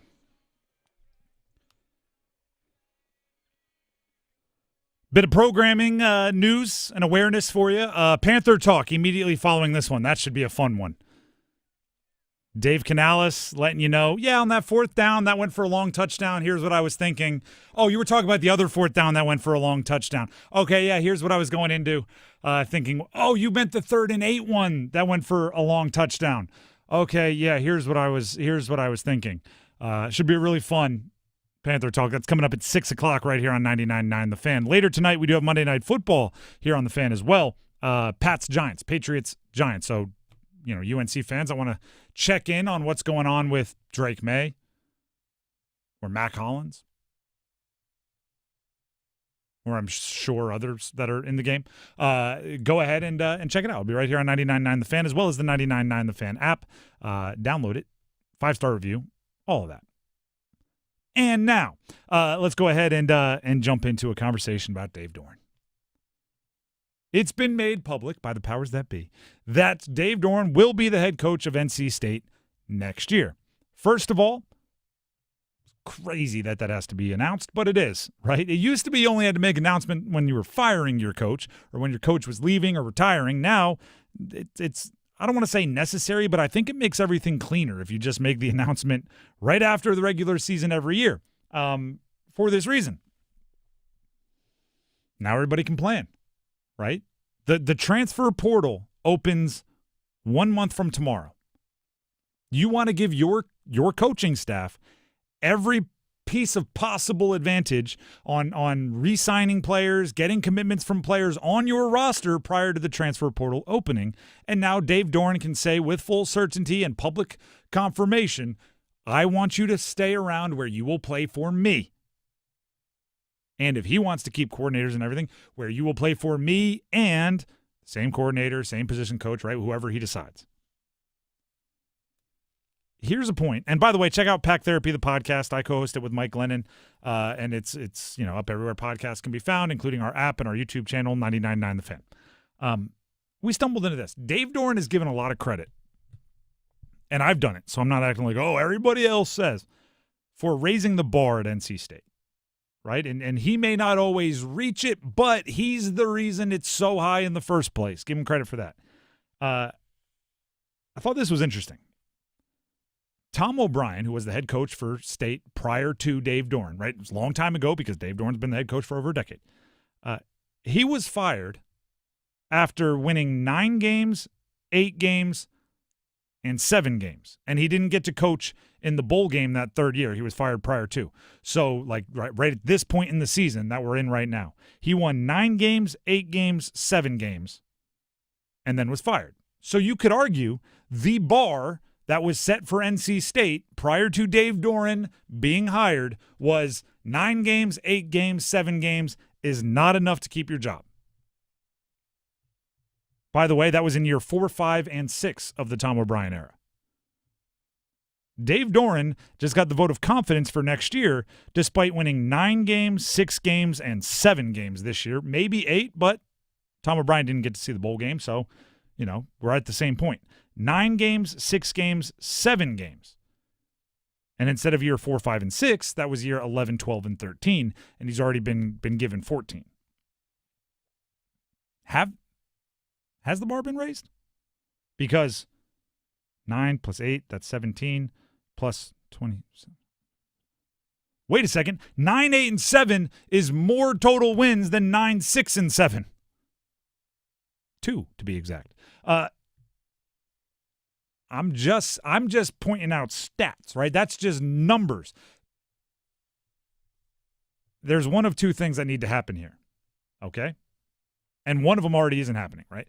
The what is the cliche, right? Doing the same thing over and over again and expecting different results. By the way, I'm not calling for Dave Doeren's removal. Maybe I'm arguing that Tom Bryant should have been given more of a chance. That's not the point of this conversation. My point is, after 13 years of Dave Doeren, I think you kind of know what he is as a coach. And I'm not saying that he can't improve or coaches, can't have magical moments after long times at a certain school. But 13 years, 8 wins, 7 wins, 7 wins, 9 wins, 9 wins, 4, 8, 9, 8, 9, 6, 7. Like, you kind of know he's in the 6 to 9 range. You know what I mean? If you want more than that, you better give him something more than he's been given. If you keep Dave Doeren, what more are you giving him? Do you know what's the most frustrating thing in the world? We saw it at UNC. We just saw it recently at Virginia Tech. We've seen it at LSU with Lane Kiffin. Why do you have to fire your coach before you get the resources to support your team? Right? Mac Brown made half as much as Bill Belichick and didn't have near the support financially for NIL and everything else. And Bill Belichick comes in and he's given more.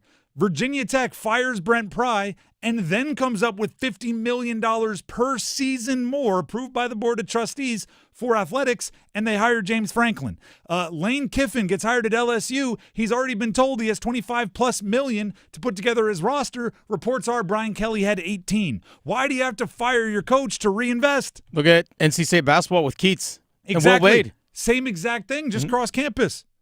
Why not this? Take a coach who you like and believe in and knows your area and has endeared himself to your fans and has beaten your rival a bunch of times and go, let's just do the reinvesting without the firing. And oh, by the way, it should be easier to do because you don't have to raise money for a buyout. UNC basketball put more resources in with Hubert Davis this year. Got him a general manager, more money. Look at that. And by the way, I know they dropped an ugly one. Don't get me wrong. Yeah. I think they're a much more talented team this year. True. Like imagine, and I'm not like, again, I don't want to make this about any one coach, but you had to pay Kevin Keats to leave. And you came up with more money for Will Wade. Why does that always happen when you fire a coach? Give Dave Doeren extra, see what happens. Right? Give him the money that you would have raised or you would have committed if you were out there in the coaching cycle and you were trying to compete for a coach to choose you. Maybe that's the 10-win elixir. Maybe that's the magic bullet that gets you to 10 wins or 11 wins, gets you in the ACC championship, because this year proves something. This year in the ACC proves something. Clemson, Florida State, Miami, they're not the behemoths that they were. They're not insurmountable opponents. And if they're going to be vulnerable, that's a vacancy at the top. This was a hot potato of who makes it to the ACC championship. I don't want it, you take it. I don't want it, you take it. Right? Duke had the chance. They lost to Virginia. SMU had the chance. They lost to Cal. Georgia Tech had the chance. They lost to a whole bunch of teams down the stretch. Nobody wanted it. If the difference is $5 million in on your roster, wouldn't you feel really dumb if State had the chance next year with a chaotic ACC to go seize an ACC championship berth and perhaps a CFP appearance just by coming up with the cash that you would have found a way if you were looking for a new coach? It's the what's the saying about the key to marriage is keep dating and flirting and courting or whatever. As soon as you have to go back on the market, you got abs again. Right? You're caring about your appearance. You buy new clothes. State, act like you are still on the market and you're trying to get a new coach to choose you, and you went and got abs and a new coat and everything else, like you went and got new money from somewhere. Go do that for your current coach. Do that. You've already said he's your guy for next year. Give him the resources to go win. The Drive with Tim Donnelly, 99.9 The Fan, coming to a close here. Don't forget, tomorrow, if you like hockey and you like watching it in person, once an hour from 9 to 6, from 9 to the 6 o'clock hour, we're going to give away something cool here on 99.9 The Fan. You'll have to tune in for more details. But if you like watching hockey in person, you want to check it out right here, 99.9 The Fan, including this show. We have Panther Talk coming up next. You'll hear from Dave Canales all about a massive win for the Panthers over the Rams this weekend. Monday Night Football later tonight. It's been a fun Monday. We'll see you for hopefully a fun Tuesday tomorrow. Have a great night, everybody. Finally. Yes, finally. There's an app for 99.9 The Fan. Finally! Listen to your favorite hosts, your teams, and live sports action. Touchdown, Philadelphia! They are destroying the Chiefs! And every podcast episode at your fingertips, anytime, anywhere. Available for Apple iPhone and Android phones. Download the 99.9 The Fan app today. Powered by Aspire Money Management. Is your heating and air system ready for cooler weather? Call Newcomb & Company to ensure your system is running at peak performance. As a Comfort Contract customer, you'll get priority service and a 15% discount on all HVAC and plumbing service calls and repairs. Newcomb & Company, your independent trained dealer, has proudly served our community